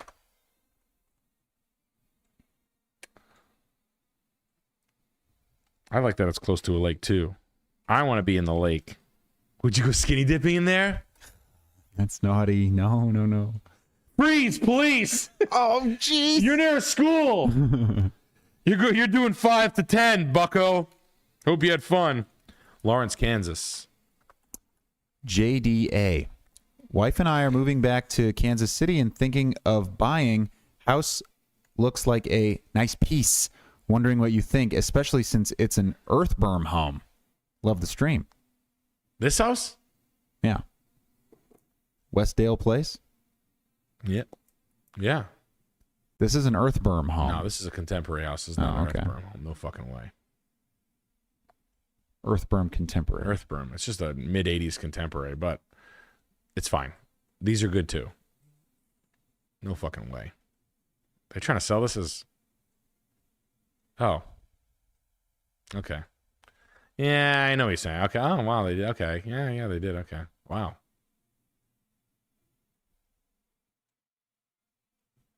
A little hobbit home. All right. Yeah. I stand corrected. Good neighborhood. Would be cool. If you want to see a perfect... This is cheap. I knew 4 guys that lived in an earth berm home.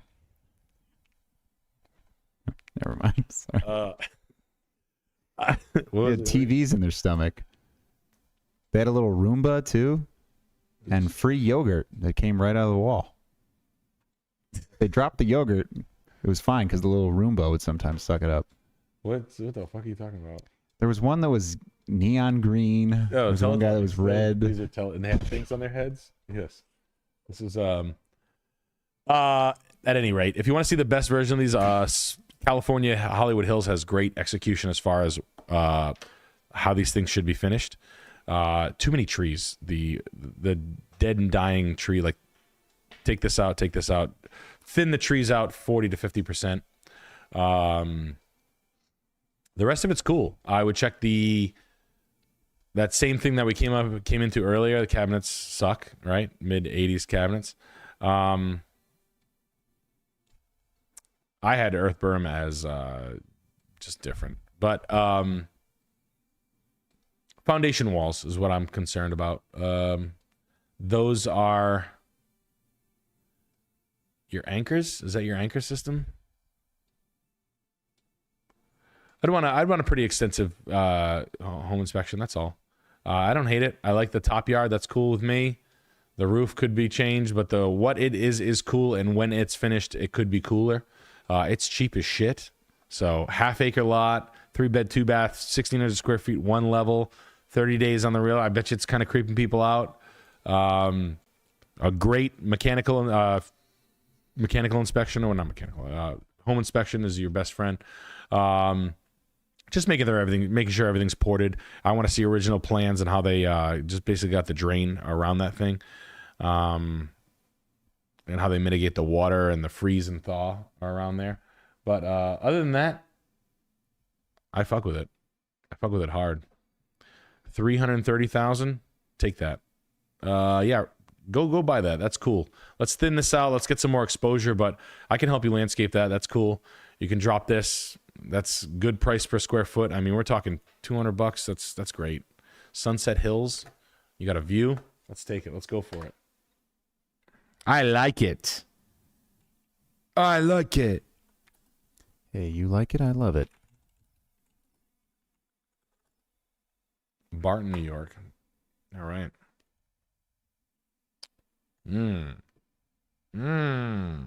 Oh, this house has been on here before.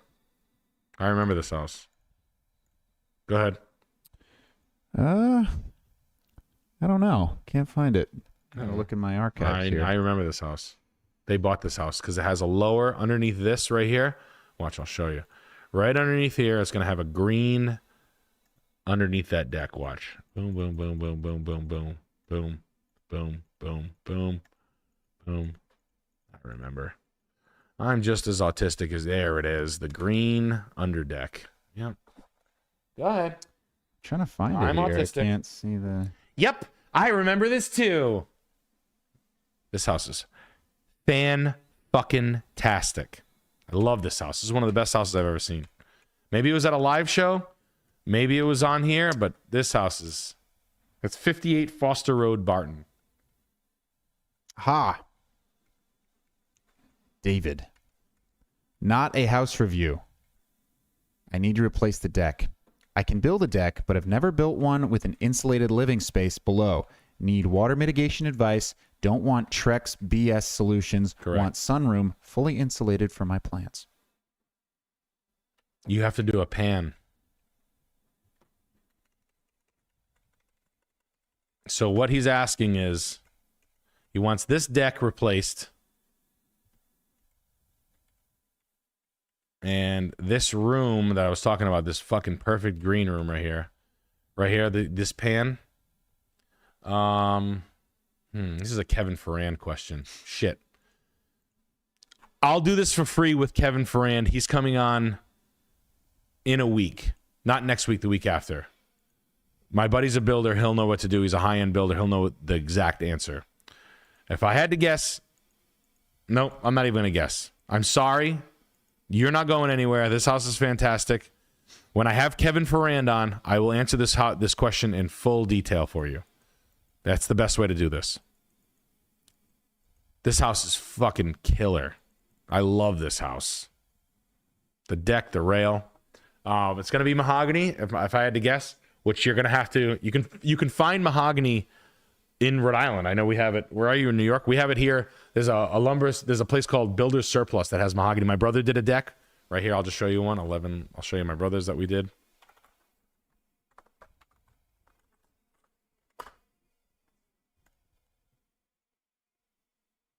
We did this deck right here. This deck we built. We built this. See, that's the mahogany decking right there. But you have to countersink every fucking board. But it was a nightmare. But there's better ways to do it. But we put this pool in. We did this pool yard.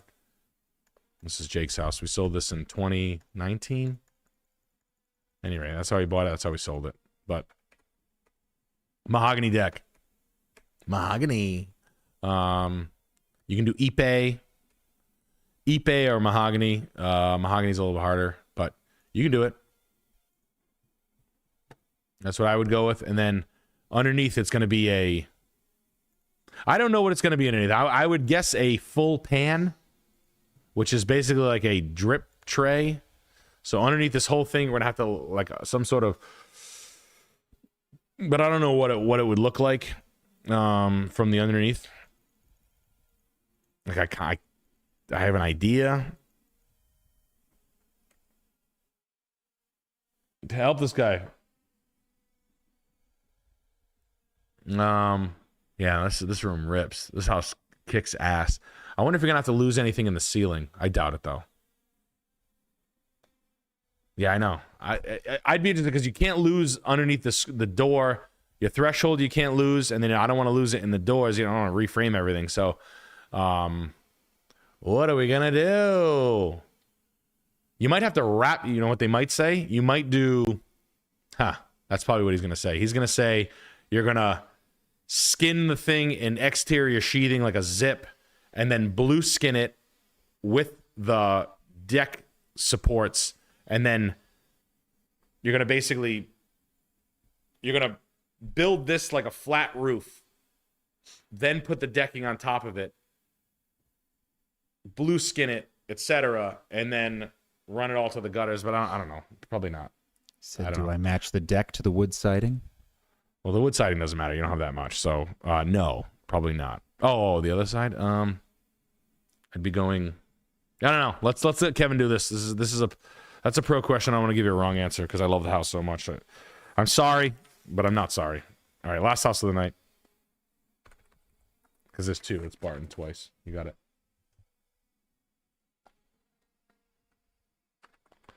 Let me see. I'll just for.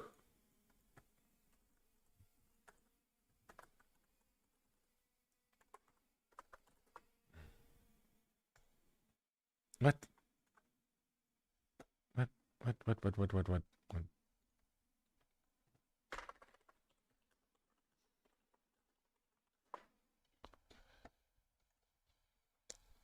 Something like that.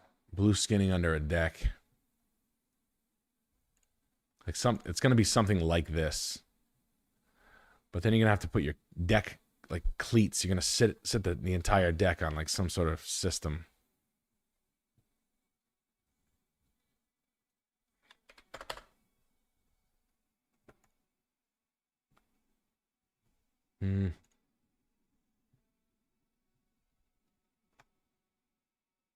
That's whack. I don't know. I'll let Kevin do it. He know. My apologies, sir. Oh, this is Lodi, California. We already did it. Yeah, I don't have any other ones. That's it. These are the last two, though. Yep. That's it.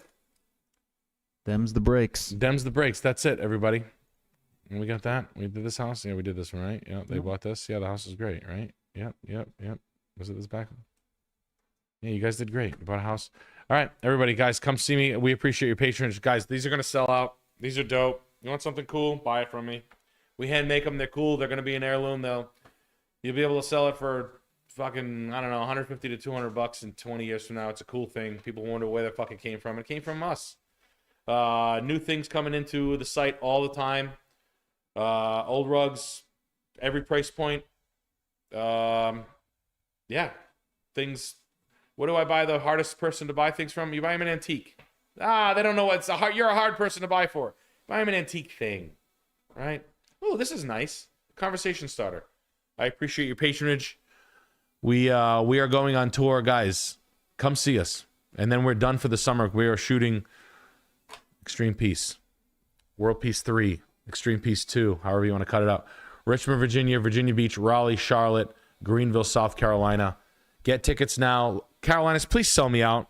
They love it. We're doing well. We're selling really well. They like us. Our agents are happy with us. They say, you guys are doing great. You're making so much money, guys. Thank you. Mm-hmm. Keep doing it. More shows. Yeah. So, yeah, please come see us. And then it's going to be a long time for you to see us in a show. So guys, you think it's just us reviewing houses live? No, it's way different. It's fun. It's dynamic. It's weird. It's a little more fast-paced. And we got new things that we're doing that are really fun that we just started in Nashville. So, and it's not just naked pictures. This ain't your mama's podcast. God. This ain't your mom's live real estate speculation comedy podcast. Come on. Do you think that we would do that? Do you think that I would just do that? I would just sit up there and do? No way. I can do way more things up there. So have fun. And that's it. We love you. Good night. Bye, everybody. See ya in Virginia. I think I'm going to have we're done, right? I think we should